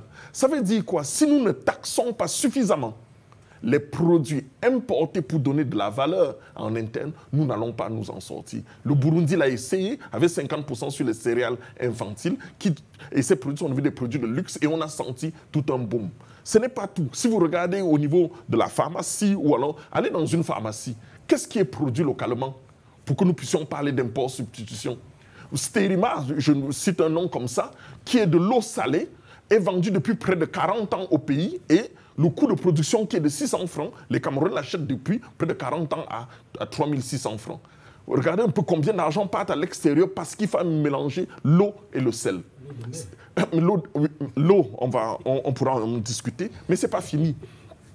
Quand on se retrouve sur le marché et que le Camerounais a besoin de prendre un produit, prenons les jus naturels, vous allez voir que tout jeune, je suis enseignant de création d'entreprise, donc je me sens un peu plus à l'aise parce que mes étudiants veulent se lancer dans un projet. Chacun veut produire le jus. Pendant ce temps, les produits viennent de la Turquie, mais qui empêchent à ce jeune de pouvoir évoluer. Tant qu'il n'y aura pas le marché, tant qu'on va nourrir les réfugiés avec des produits venant de l'extérieur, comment voulez-vous que ça marche? Quand dans nos avions, il n'y a pas une priorité camerounaise, le Cameroun d'abord. Et je vais vous dire encore quelque chose qui est assez touchant. Aller dans les ministères quand on dit qu'on veut faire de l'import-substitution, comment les gens sont habillés, sur quel meuble on est assis. C'est même le même bois qu'on envoie de l'argent à l'extérieur pour prendre d'autres bois, entre guillemets, pendant que le bois naturel. Donc je pense que si nous voulons vraiment que le mot import-substitution ne reste pas dans un slogan, vu toutes les batailles, vu tout ce que nous sommes en train de mettre sur pied, et quand on voit de l'argent qui est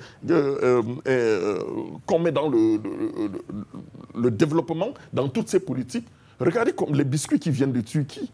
On n'a rien contre ce pays, mais on se dit, si nous voulons que les jeunes qui créent de petites structures puissent il faut qu'il y ait accès au marché. Une petite note de mettre une préférence locale, au moins ne serait-ce qu'en... Allez voir en prime time sur les chaînes de télé, qu'est-ce qu'on présente? Si on regarde sur les pancartes, on peut avoir une journée du Made in Cameroun. Une journée du Made in Cameroun. Une journée où on demande de construire, de s'habiller, d'avoir des mains...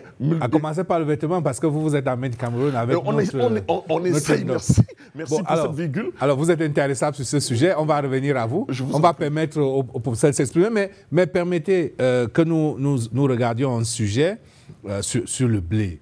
Le blé qui consomme beaucoup d'argent, on parle de plus de 260 milliards l'année dernière. Alors, le Cameroun peut pourtant être un grand pays producteur de blé. Illustration à Ouassandé, c'est dans la région de la Damawa, qui nourrit des ambitions d'un grand bassin de production. Suivons ce reportage de Mohamed Abbassi de CRTV à Damawa.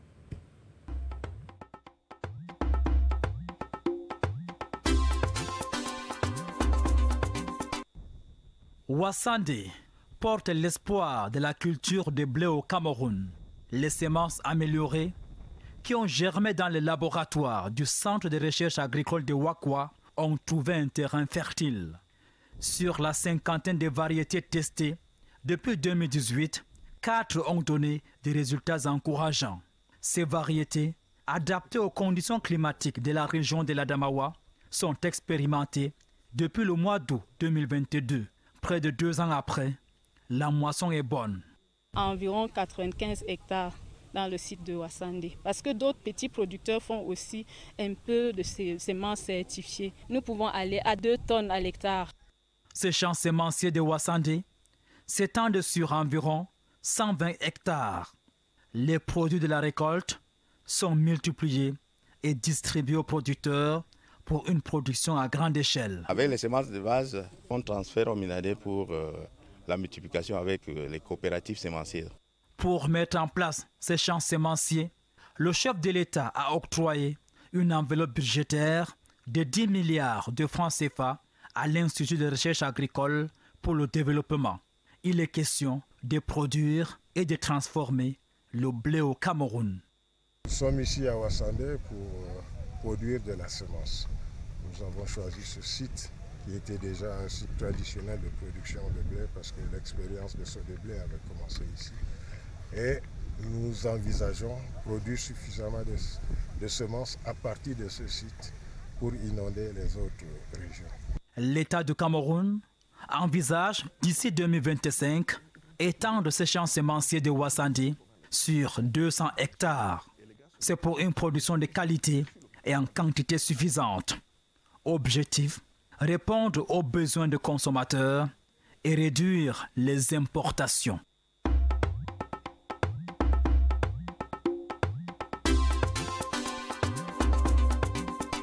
Alors c'est un impératif catégorique, comme dirait l'autre, de réduire les importations au Cameroun. On a vu toutes ces spéculations qui occasionnent une véritable évasion des capitaux, on va le dire ainsi. Le gouvernement a donc entonné le credo de l'import-substitution.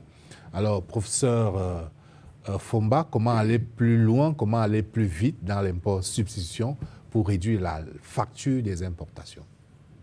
Merci, Aimé Robert. Comme l'a dit le président Abaté, l'import-substitution est l'une des premières politiques qui a été implémentée au lendemain des indépendances.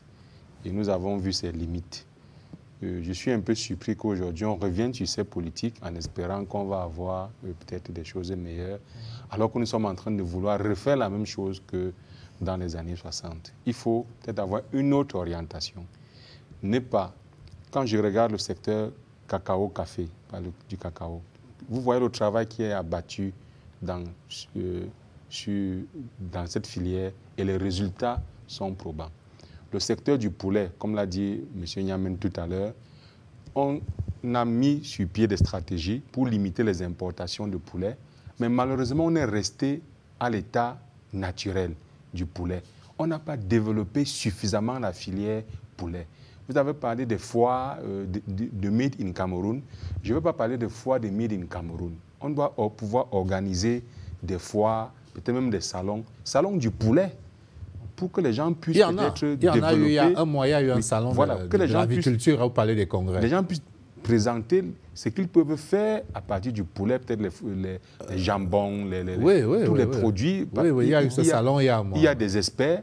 Et aujourd'hui, le ministère de l'Enseignement supérieur a créé suffisamment d'écoles techniques et professionnelles qui devraient en principe être impliqués dans ces politiques pour pouvoir développer chacune des filières. On vient de voir la présentation du blé là, c'est le même mécanisme. Quand on prend une filière, on développe suffisamment, il y a des ingénieurs, il y a des techniciens qui vont voir ce qu'on peut faire à partir du blé, comment est-ce qu'on peut transformer le blé, comment est-ce qu'on peut récupérer la chaîne de valeur, qu'on puisse vraiment la développer, l'optimiser et faire un suivi, exactement le suivi qui est fait dans le secteur du cacao-café depuis des années. Et il faut le faire pas en 1 an, pas en 2 ans, pas en 3 ans, mais faire de ça une stratégie nationale, une stratégie permanente. Nous avons le cas de Tanti, qui est parti des choses très petites et aujourd'hui il est en train de grandir suffisamment. On peut répliquer la même chose avec nos ingénieurs qui sortent de nos grandes écoles, nos universitaires, il ne faut pas perdre ça de vue, la recherche et développement. Et il n'y a pas une bonne connexion entre les industriels et les universités. Je ne sais pas si peut-être Tanti a un accord avec un département, un laboratoire d'une université avec qui il travaille sur la qualité de ses produits. Et je suis resté convaincu que si nous structurons bien ces filières-là, nous pouvons conquérir le marché international. Donc pour moi, on doit mettre sur pied une politique peut-être d'import-substitution à très court terme avec une orientation à l'exportation. Parce que la bataille ultime, c'est la bataille des devises. Comment est-ce qu'on fait pour avoir des devises? Thierry Niamen n'est pas d'accord. Oui, je ne suis pas, merci beaucoup, je ne suis pas d'accord parce que le marché local, il est très faible. Non, je dis bien, nous importons pour... Nous envoyons de l'argent dehors pour 5 000 milliards. C'est ce que nous envoyons. C'est-à-dire que nous importons pour 5 000 milliards alors que nous exportons uniquement pour 3 000 milliards. Ça veut dire qu'il y a 2 000 milliards qui nous appartiennent. Comment l'avoir? Aimé Robert, permettez que je vous signale, nous avons travaillé sur un projet sur l'incorporation de la farine locale dans du pain. Prenons un exemple. Mettre 5% de la farine locale dans du pain nous permet d'avoir près de 41 000 tonnes de production. C'est l'équivalent de près de 7 milliards et demi que nous pouvons avoir. Pourquoi ça ne prend pas? Parce qu'on en parle depuis des mois. Pourquoi ça ne prend pas? C'est du pain à base de farine locale. Il y a des intérêts derrière que je ne peux pas beaucoup expliquer. Il y a la farine locale, il y a le maïs, il y a le manioc. On a essayé au début de la guerre en Ukraine, on a essayé, c'est du très bon pain. Il suffit d'une note. Mais pourquoi ça ne prend pas? Il suffit d'une note de signaler aux Camerounais que dès l'année prochaine, nous allons mettre 5% de la farine locale dans du pain. Je vous assure, le monde rural sera en pleine ébullition. Et je parle de 7 milliards que nous pouvons gagner moins de l'importation du blé.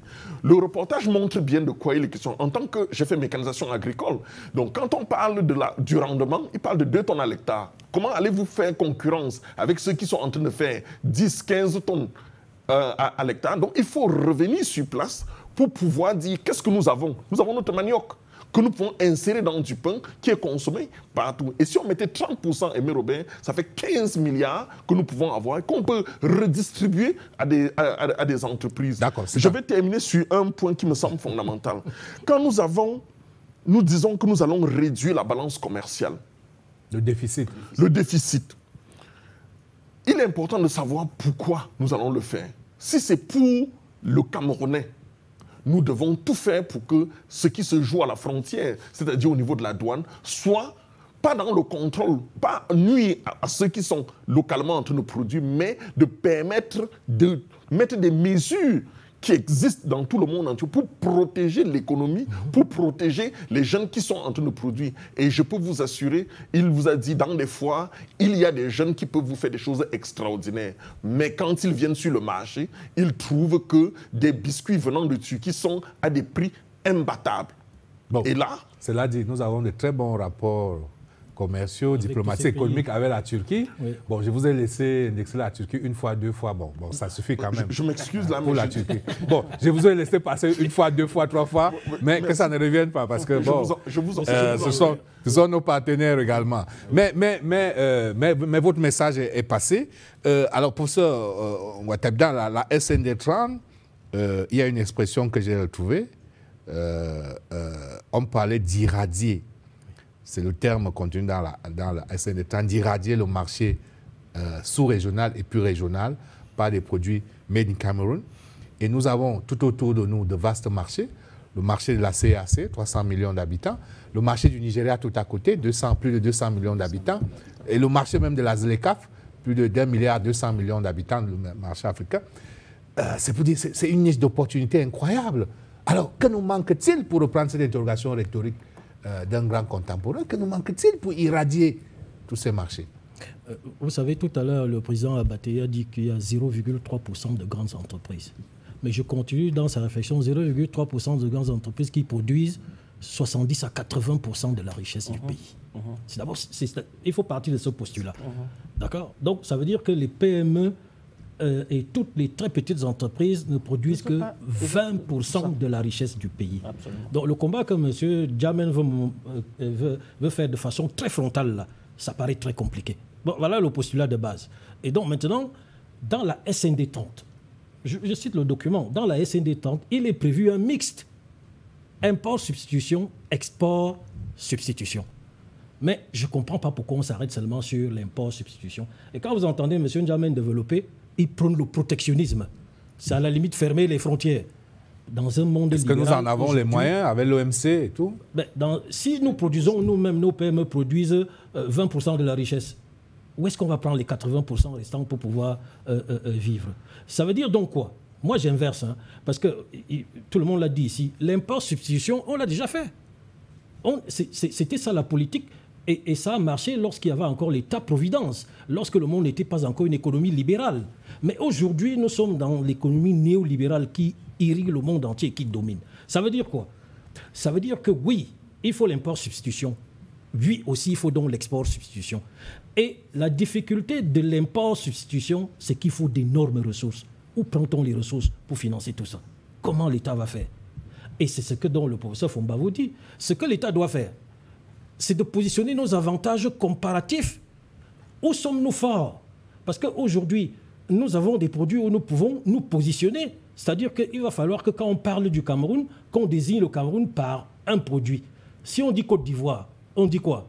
Cacao. Et c'est adressé à quelle échelle? Internationale. Si on dit Nigeria, on voit le pétrole et toutes les grandes entreprises qu'on a citées tout à l'heure, dans les services, dans les raffineries aujourd'hui.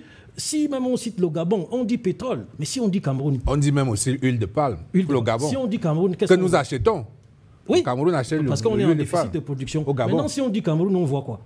Ça veut dire que, comme il vous a dit, le combat, c'est d'abord de mettre nos avantages comparatifs en avant pour aller rechercher des ressources. Vendre à l'extérieur, là, il vous l'a dit, les marchés de la CEAC, le Nigeria, c'est là à côté, on n'a pas besoin d'aller au port d'Amsterdam. Donc, à partir de cet instant, lorsque nous allons positionner nos avantages comparatifs, et on en a agroalimentaire, caoutchouc, métallurgie, on peut, dans l'huile de palme, là, on fait même de la savonnerie, des cosmétiques, on peut positionner tout ça vers l'extérieur. On capte donc les devises. Parce que tout ce que vous dites là, l'État fait ça à crédit. Quelle stratégie vous allez faire à crédit et tenir aussi longtemps? Et il a dit la faiblesse, c'est-à-dire ces produits-là. Le consommateur, lui, cherche ce qui est bien. Hein. Vous avez beau lui parler du mais tout de même, tout n'est pas totalement isolé, Thierry Niamène. Il y a quand même besoin d'un minimum de protectionnisme. Oui, parce qu'on voit tous les grandes économies quand même opérer le protectionnisme. Mais c'est un mixte. Exactement, si vous permettez, professeur, parce que c'est là où j'étais... pas tout à fait d'accord avec vous, parce que justement, c'est la réponse qu'on a tendance à nous opposer. Nous sommes dans une économie libérale, dans un monde libéral. Or, nous qui sommes les opérateurs économiques, les chefs d'entreprise, nous voyons toutes les difficultés dans ce monde libéral. Nous connaissons toutes les difficultés que nous avons à accéder à certains marchés. Je vous prends le cas du Nigeria à côté. Vous savez ce qu'il faut pour entrer au Nigeria? Mais c'est un parcours du combattant pour faire entrer votre produit au Nigeria. Les Européens, l'Union européenne, ils ont des barrières non tarifaires, les normes. On vous empêche par toutes sortes de moyens d'accéder. Vous ne pouvez pas, alors que nous sommes dans les APE, vous ne pouvez pas quitter le Cameroun avec votre produit et aller vendre. Donc, je suis tout à fait d'accord avec vous qu'effectivement, on ne peut pas être des États protectionnistes au sens des barrières tarifaires. Oui. Mais il y a un certain nombre de mécanismes qu'on met en place pour protéger... pour lutter même contre la contrebande. Voilà. Parce qu'au Cameroun... lutter contre la contrebande. Oui, parce que... Import, substitution, export, substitution. La deuxième chose, si vous permettez... La deuxième chose qui est importante par rapport aux autres pays, vous savez, au Cameroun, on demande aux chefs d'entreprise cherche les débouchés seuls à l'international, débat-toi, trouve. Mais la plupart des pays du monde ont devant l'État et une institution qui balise... Précisément, la SND avait prévu la création de l'agence de promotion des exportations. Qui a été créée par décret du chef de l'État. Mais elle n'est pas mise en place. Elle n'est pas mise en place. Or, nous recevons au Cameroun chaque année des délégations d'hommes d'affaires qui sont conduites. Vous avez bien fait de... il y a urgence d'activer cette agence. Vous avez bien fait de citer la Turquie parce que c'était bien de faire cette nuance. Moi, je viens de signer, dans le cadre de mes fonctions dans la sous-région, signer un grand accord avec la Turquie. Hein? Ils ont tout un organisme là-bas qu'ils appellent DIR, qui s'occupe de ce qu'ils appellent la diplomatie économique. Alors, les Turcs nous ont dit, nous ne voulons pas simplement être des gens qui exportent dans vos pays. Nous voulons aussi que vos produits arrivent chez nous. Et je vous assure, Aimé Robert, nous recevons des demandes de nos partenaires turcs. Mais dans toute l'Afrique centrale, il n'y a pas une seule entreprise qui peut fournir parfois la demande. C'est-à-dire que parfois les Turcs nous demandent en un mois ou en une semaine ce que toute l'Afrique centrale ne produit pas en un mois. Donc c'est pour ça que je vous ai dit qu'il y a des débouchés, mais il y a un problème de capacité de production. Et c'est là où je suis tout à fait d'accord avec le professeur, c'est de dire que les PME camerounaises qui constituent l'essentiel du tissu économique de notre pays produisent encore très peu. C'est pour ça que nous, au MECAM, nous demandons donc un plan Marshall d'équipement, parce qu'elles produisent peu. Pourquoi? Pas parce qu'elles ne veulent pas, elles ne veulent pas, mais parce qu'essentiellement, elles ont un outil de production rudimentaire qui fait que leur capacité de production est étriquée et limitée. Pour que nous passions des 20%, nous commençons au moment, donnons-leur les moyens de produire, permettons-leur d'accéder au financement qui vont leur permettre de financer le haut de leur bilan, c'est-à-dire en acquérant... Moi, je suis tout à fait d'accord avec ce que vous dites, mais je vous ai tout simplement dit qu'il faut un mixte. Parce que si nous ne pouvons pas nous-mêmes montrer nos muscles, parce que import substitution, c'est en gros la défensive pour l'instant, pour utiliser le langage, bon, vous avez compris, mais il faut aller vers l'offensive. Absolument, d'autant plus qu'il y a ces marchés. Il y a ces marchés sous-régionaux, régionaux et internationaux. Voilà la Turquie qui nous demande de passer commande. Il faut donc essayer. Et vous allez voir, la zone de libre-échange. Si nous avons au moins un produit ou deux qui sont bien positionnés à l'international, qui nous apportent des recettes, il sera plus facile à l'État de financer l'import substitution en soutenant les PME. Pour l'instant, moi, je regarde l'aspect financier. Pour avoir cet argent-là et soutenir les PME à fond pour qu'ils arrivent à un niveau de production, vous avez vu, en voulant soutenir les PME, On a signé les accords de partenariat économique. Aujourd'hui, la machine-outil, il n'y a plus de taxes douanières. Ça rentre. Les PME peuvent acheter ça maintenant à un certain prix. Mais à quel prix? Les recettes de l'État baissent. Là encore, il y a quelque chose à faire. Parce qu'ils veulent soutenir les PME en essayant de faire ce qu'ils disent, c'est-à-dire la machine-outil, qu'elle rentre, qu'elle ait quand même un prix abordable et qu'on ne surtaxe plus. Mais en retour, l'État même est en train de perdre de l'argent dans un environnement où il n'y a pas de ressources. Et en même temps, cet État n'a aucun produit phare qu'il présente à l'extérieur pour tirer des recettes. Donc, il faut faire cet ajournement entre import-substitution et export-substitution, mais ne pas rester cantonné sur l'import-substitution qui nous demande beaucoup. L'État stratège, l'État développementiste. Si nous avons l'État stratège qui... C'est prévu dans la SND 30. L'État stratège. Monsieur le Président, nous sommes totalement d'accord sur tout ce que vous dites. En matière d'exportation, l'État est l'éclaireur. L'État est devant et les entrepreneurs, les entreprises suivent. C'est à vous Donc très rapidement, il faut activer cette agence de promotion de l'exportation. Pour qu'elle parte conquérir... détecter les marchés. On voit d'ailleurs même l'API, l'agent de promotion de l'investissement, occuper quasiment ce segment aussi, ce segment de l'APEX. Nous battons.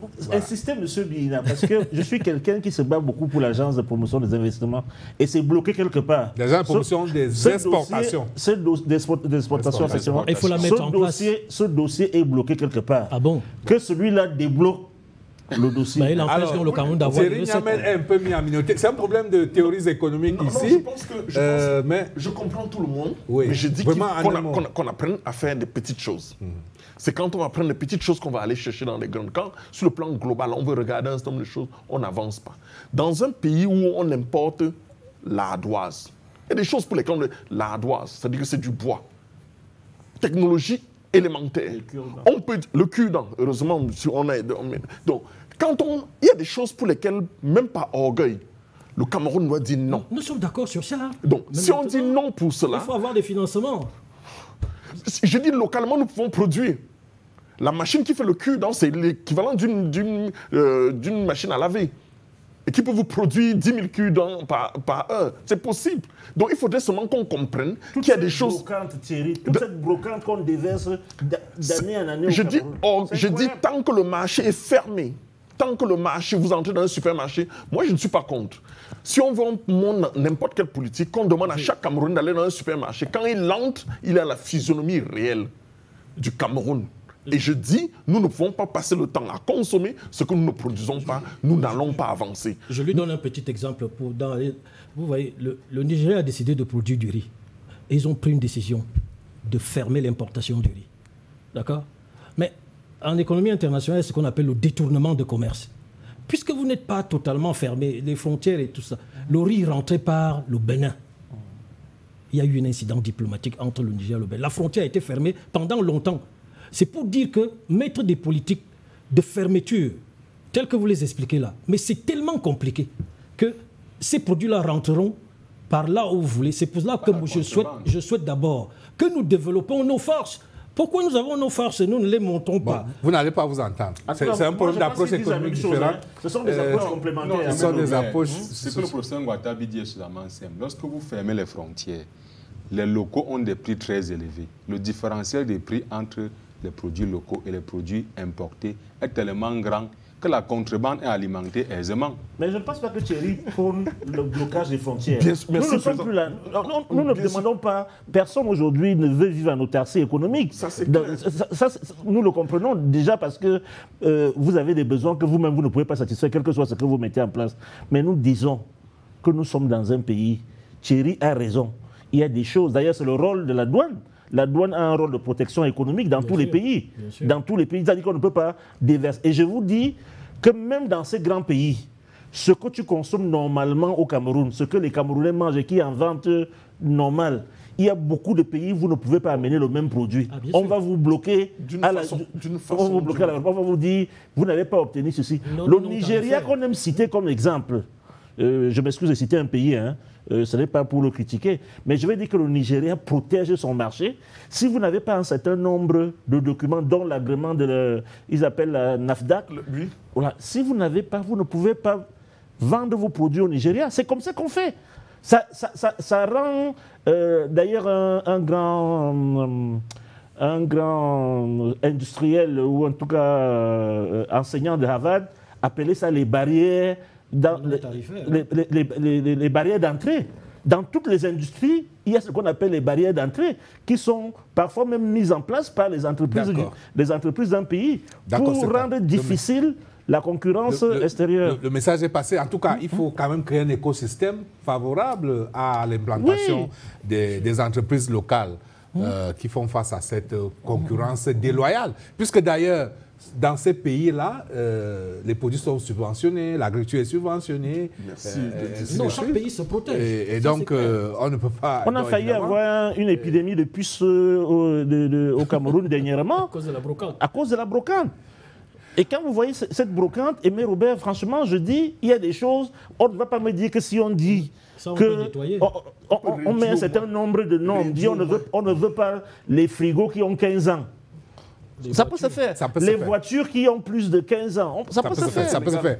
Ça peut se faire. Alors, messieurs, comme vous êtes élégants, je vous propose de marquer un temps d'arrêt pour accueillir une dame, Gaëlle Obono, qui vient de nous rejoindre. Bonsoir Gaëlle. Bonsoir. Et nous vous écoutons pour quelques réactions et peut-être quelques questions sur nos plateformes numériques. Tout à fait. Bonsoir Aimé Robert Bina, bonsoir chers panélistes, bonsoir chers téléspectateurs et merci d'être toujours aussi nombreux à participer sur nos plateformes internet, Facebook, Siar TV Web, mais aussi sur WhatsApp, à commenter et à poser vos questions aux panélistes ce soir. Merci infiniment. Alors au sujet du thème de ce soir, qui est bien sûr politique et économique, comment réduire la pauvreté? Ils ont été très nombreux à participer ce soir et à donner de leur avis. Nous avons collecté 4 réactions et 2 questions adressées aux invités sur le plateau. Et je vous laisserai le plaisir de choisir les invités auxquels ces questions seront adressées. Alors, la première réaction est celle de M. Mohamedou Ali, qui s'exprime en ces termes. Il faut déjà résoudre le problème de l'endettement du Cameroun, faciliter l'installation des entreprises, surtout, il le dit avec ironie, il faut fouetter les Camerounais avec l'arbre de la paix pour que les mentalités changent. Le deuxième commentaire est celui du docteur Michel Eléazar Nkwe, chargé de cours à l'université de Yaoundé 2. Selon lui, pour réduire la pauvreté, il faut recruter les jeunes. Par ailleurs, les pouvoirs publics devraient encourager les jeunes à l'entrepreneuriat en mettant en place des véritables conditions d'émergence de ce processus. Pour finir, il ajoute qu'il faut une valorisation considérable des revenus des agents publics. La troisième réaction est celle du docteur Yves-Michel Autou. Pour sa part, il faut d'abord centraliser l'offre et l'emploi, améliorer la vulgarisation et l'accès à l'éducation et à la formation de façon générale, aussi réduire la frange imposable pour les entrepreneurs. Enfin, la dernière réaction est celle d'Yvan Chaptué qui dit ceci: il faut former les entrepreneurs dès l'école. Beaucoup ne s'y lancent qu'après avoir fini ou abandonné leurs études. Ils vont sans connaissance préalable, ce qui prend beaucoup de temps pour mettre sur pied une entreprise qui marche. Selon Yvan Chaptué, il faut donc sortir des discours et programmes politiques et soutenir ainsi les producteurs locaux, source d'emploi pour les Camerounais. Voilà donc pour les commentaires que nous avons relevés ce soir. 2 questions ont été soulevées. La première est la suivante. Pourquoi ne pas créer de petites entreprises avec de petits budgets pour juguler le chômage? Pourquoi ne pas créer de petites entreprises avec de petits budgets pour juguler le chômage? La deuxième question est la suivante. Comment rendre les entreprises publiques aussi productives que celles privées? Comment rendre les entreprises publiques aussi productives que celles privées? Voilà ce que nous avons pu relever comme réaction et questions ce soir. La suite, c'est avec vous. Merci Gallo Bono. On va demander à Thierry Remen de répondre vraiment en 30 secondes à la première question.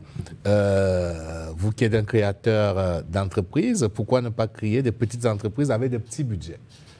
Aimé Robert, en 30 secondes, je dirais que chacun a son rôle. Tant que les mesures, si on incite des jeunes, si les conditions sont optimales pour pouvoir créer une entreprise, vous allez voir, des jeunes créent suffisamment d'entreprises. Mais ils créent des entreprises, mais ils sont bloqués par un marché qui est déjà fermé. Donc moi, je pense que les jeunes... Un marché qui est déjà saturé par des produits importés. Ça, c'est clair. Et là, il faut mettre... Il y a énormément de génie. Il y a des jeunes qui veulent sortir. Il faudrait juste mettre des conditions favorables pour l'émergence de ces jeunes qui ont énormément d'envie. Pour Sangwa Tabis, les entreprises publiques, est-ce que c'est une malédiction? Est-ce qu'il n'y a vraiment rien à faire pour infléchir la marge des entreprises publiques? Je rappelle qu'il y en a quand même qui sont performantes, même si le professeur n'est pas de cet avis. Comment les rendre plus performantes? Comment elles peuvent emprunter les recettes qui font marcher le secteur privé? À mon avis, premièrement, il y en a beaucoup d'entreprises publiques. Et puis, le président Abaté vous a dit tout à l'heure que ça dépend de ce que l'État veut faire de ces entreprises. Mais moi, je trouve que ces entreprises ont un positionnement ambigu. Lorsqu'ils sont dans un segment de marché, ils paralysent ce segment de marché. Même le privé a du mal à venir évoluer là. Entre autres, ils segmentent même le marché en disant que tel marché public appartient à telle entreprise publique. On segmente encore les marchés.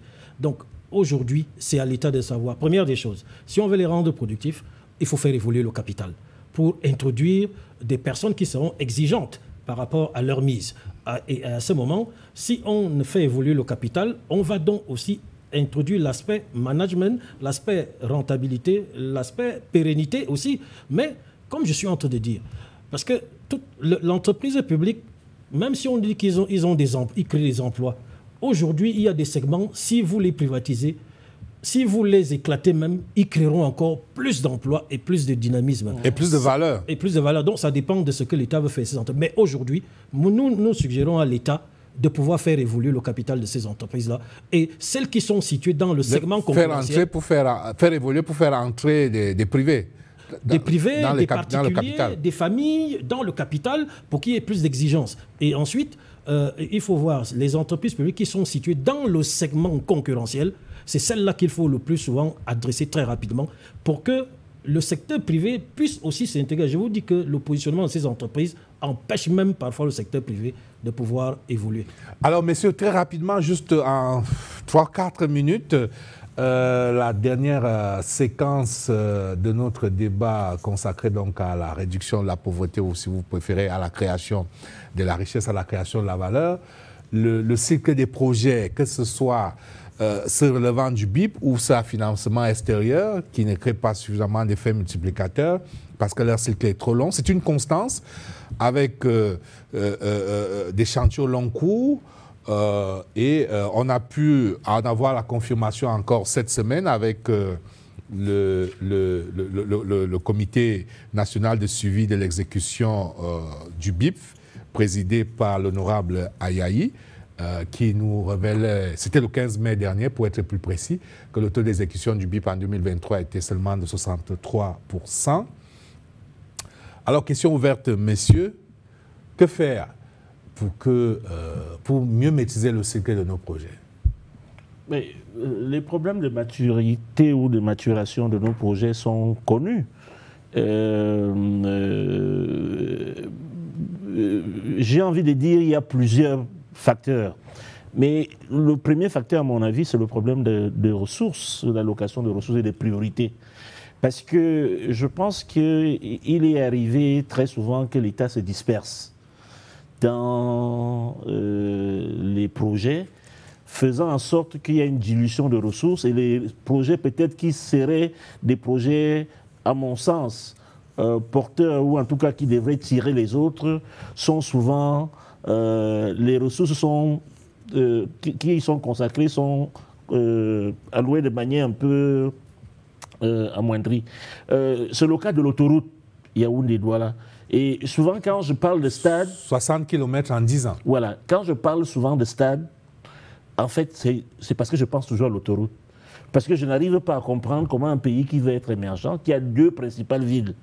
Dans le monde entier, les hommes d'affaires, pour 250 km, je dois être capable d'aller à Douala, je tiens ma réunion, je rentre à Yaoundé, et vice-versa.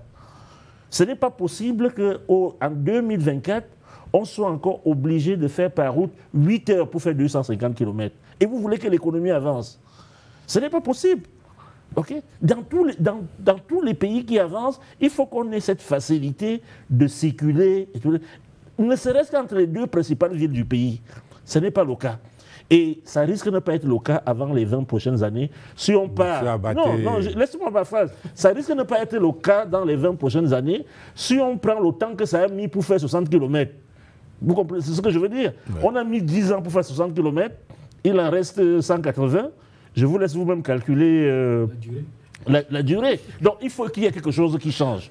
Donc, c'est valable pour... si vous prenez, par exemple, le port en eau profonde de Kribi, qui est un complexe. Parce qu'aujourd'hui, on parle de port. Mais si, dans la vision du chef de l'État, c'était un complexe industriel-portuaire. Aimé Robert, la route, si vous prenez seulement le tronçon Edea et Kribi, je ne sais pas si j'ai fait ce tronçon une fois sans éviter, je ne sais pas, 20-30 nids de poules. Voilà. Donc, on est loin du projet tel que le président l'a envisagé dans sa vision. Donc, en réalité, ce qu'on constate au Cameroun, de manière générale, s'agissant des projets, c'est qu'on constate que les intentions de l'État sont bonnes. La vision, elle est bonne.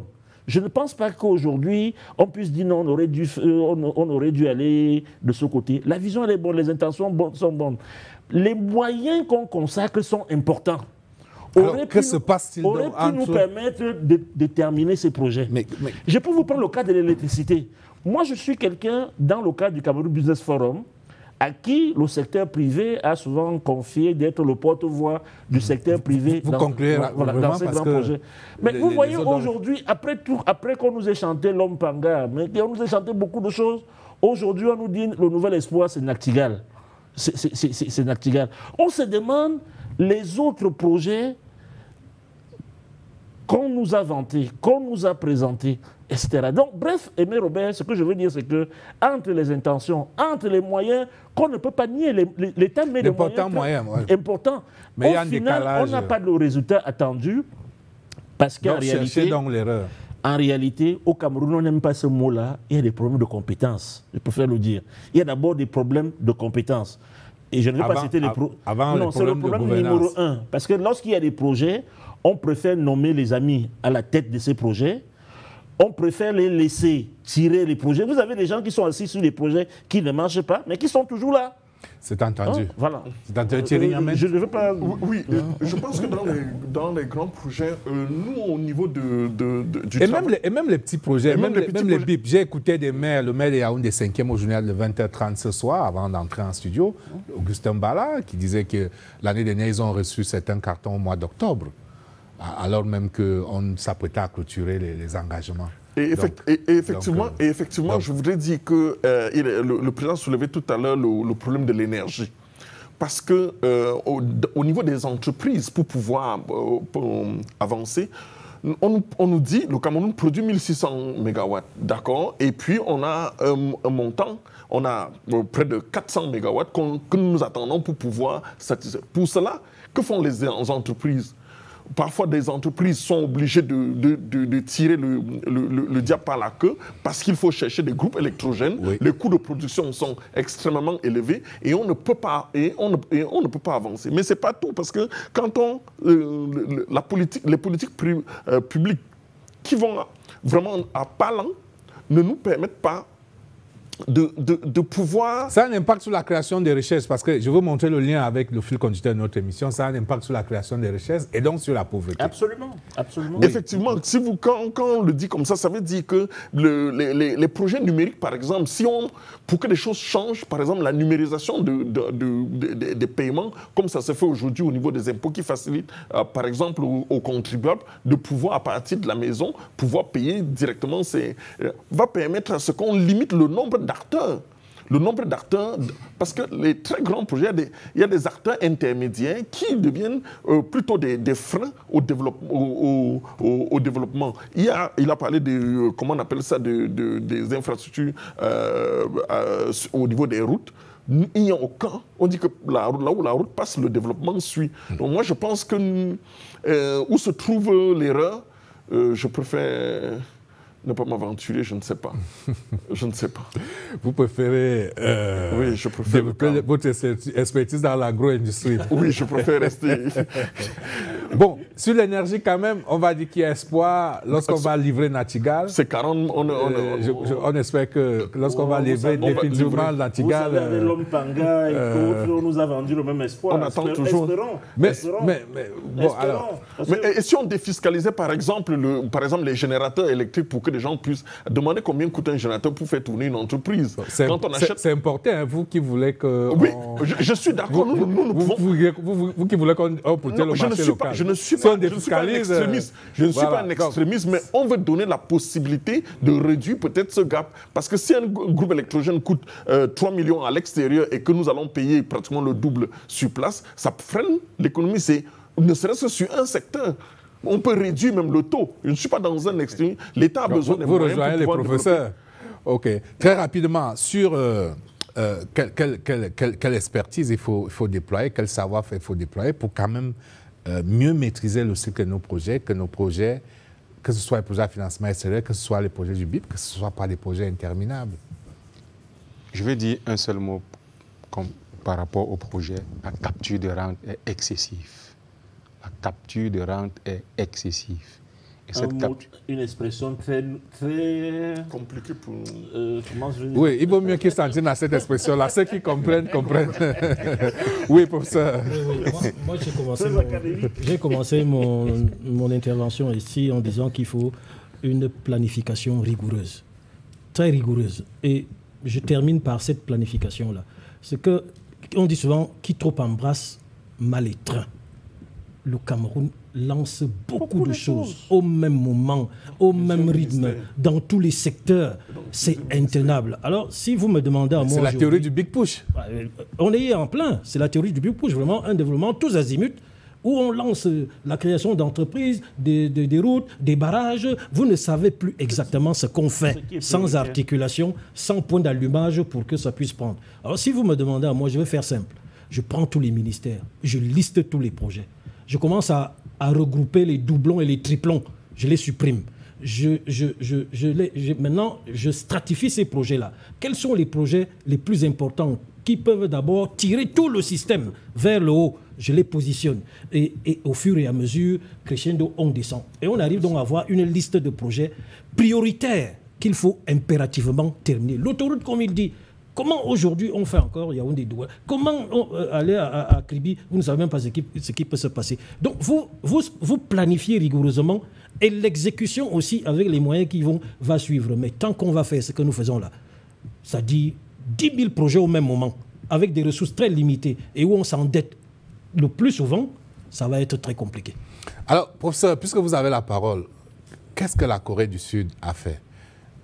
C'est une transition qui peut vous permettre très rapidement de présenter en 30 secondes un ouvrage à paraître bientôt, alors même que s'ouvrait ce matin le sommet Corée du Sud-Afrique.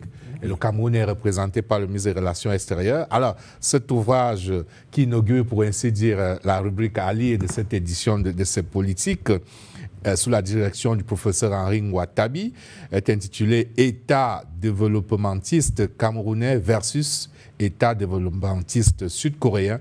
Comment réussir la transformation structurelle ?» En d'autres termes, professeur, oui, c'est la comment s'inspirer du modèle sud-coréen? Oui, c'est la continuation de ce premier ouvrage où nous avons déjà proposé en 2017 à l'État, au gouvernement, d'aller vers la transformation structurelle, après l'évaluation du décès. Donc, c'est la suite de ce travail, puisque nous voyons que ça patauge un peu. On remet donc une pièce dans la machine en disant qu'on va voir ce que les autres ont fait. Parce que si nous avons pris la Corée du Sud, c'est que dans les années 60, nous avons les mêmes indicateurs. Et eux, ils ont décollé, comme il l'a dit, le président l'a dit, en 20 ans. Qu'est-ce qui s'est passé? Quelle direction on a pris? Quelle direction ils ont pris? Où est-ce que les choses se sont croisées? Pourquoi elles se sont croisées? Quelles leçons nous pouvons tirer par rapport à notre environnement? Et donc, l'ouvrage, vraiment, il porte sur 4 chapitres. Un chapitre institutionnel, ce qui est important. Vous allez constater que la Corée du Sud, institutionnellement, a connu une déstabilisation permanente, coup d'État sur coup d'État. Mais ils ont gardé un cap de politique économique, de modèle économique, c'est-à-dire cibler les exportations, c'est-à-dire trouver des niches pour aller vers les exportations. Et quel que soit celui qui faisait le coup d'État, il ne changeait pas ce paradigme-là. Deuxième chapitre, vous avez la politique budgétaire. On a constaté qu'ils avaient une politique budgétaire où ils sont vite sortis de l'aide au développement, comme ils disaient, de ces institutions-là, et où il y a le taux de fiscalité, ils l'ont situé à un certain seuil pendant une certaine période, mais il y a un ensemble de propositions dans tous les chapitres. Le troisième chapitre, c'est ce qu'il disait, et le professeur Fumba en a aussi parlé, le capital humain. Là, on montre très bien quel type de capital humain ils ont construit pour arriver à la transformation structurelle. Et qu'est-ce que nous, on a fait jusqu'à aujourd'hui pour y arriver? Et là encore, on tire des leçons, on fait un ensemble de propositions. Et le clou de cet ouvrage-là, c'est le chapitre 4 qui porte sur l'industrialisation. Alors là, vous allez voir ce qu'ils ont fait. Ça paraît parfois simple, mais avec une rigueur par rapport à ce que nous, on a fait, où on a laissé l'État s'installer un peu dans tous les pans de l'économie et ne plus jamais sortir. Et du coup, ils décollent parce qu'ils ont gardé la lame de fond, mais nous, on varie en fonction de ce que les institutions peuvent nous dire ou de ce que nous-mêmes nous pensons. Et donc, il y a une foultitude de propositions et de leçons à tirer. Ça permettra aux décideurs. Là, nous sommes en train de faire le dernier nettoyage pour que le livre soit édité d'ici le mois de juillet. Alors, très attendu, et nous vous attendons dans les prochaines semaines, on l'espère, et on va pouvoir parler de cet ouvrage dont va apparaître dans les prochaines semaines, qui fait donc une étude comparée entre les trajectoires de développement de la Corée du Sud et du Cameroun, des pays qui étaient à un niveau de développement comparable dans les années 60. Et entre-temps, l'écart, c'est... Un pays que le Cameroun aidait même. Oui, et vous allez voir que si je m'arrête seulement à l'aspect éducation, très rapidement, ils ont basculé dans les écoles pratiques, c'est-à-dire technologiques, scientifiques, industrielles, pas de grands intellectuels avec des doctorats et autres, parce qu'ils voulaient une population bien formée pour tenir l'industrie. La formation professionnelle. Et ils ne sont pas allés très loin, ils ont choisi 5, 6, 7 grandes industries, et en créant ce qu'on appelle les chaînes de valeur industrielle. Professeur, on reparlera de cet ouvrage, et j'espère que c'est une trajectoire inspirante qui va faire des émules et inspirer nos gouvernants, nos dirigeants, nos chefs d'entreprise, nos universitaires. On l'a souvent fait pour la Chine, on va le faire également pour la Corée du Sud, et espérer que ces trajectoires inspirantes vont nous permettre de faire des passes décisives. Alors, d'autres ouvrages que je vous recommande, il y a cet ouvrage qui est une véritable pépite. Pourquoi certains pays réussissent mieux que d'autres? Prospérité, puissance et pauvreté. La thèse de l'ouvrage, en gros, c'est que c'est la présence ou l'absence de certaines institutions politiques et économiques qui assurent ou empêchent le progrès vers la prospérité. Les professeurs qui sont là confirment cette thèse. C'est un ouvrage qui est recommandé à tous les étudiants en économie. C'est presque un classique sur la prospérité des pays, pour dire que c'est possible. Et puis, il y a cet ouvrage du professeur Viviane Ondouabi-Wele sur la budgétisation par programme en Afrique subsaharienne, entre balbutiement et résistance. Là également, elle montre que afficher comme ça les politiques publiques, ce n'est pas une panacée de dire qu'on est passé à des budgets programmes, mais encore faut-il procéder à des aménagements managériaux pour s'adapter pour que cela puisse marcher. Voilà. Messieurs, il ne me reste plus qu'à vous remercier d'être venus nous apporter votre expertise. Merci au docteur Thierry Yamen, merci au professeur Benjamin Fumba, merci à Daniel Kodabaté, merci au professeur Henri Ngouatabi, merci à toutes nos équipes techniques et rédactionnelles. Restez sur la CRTV.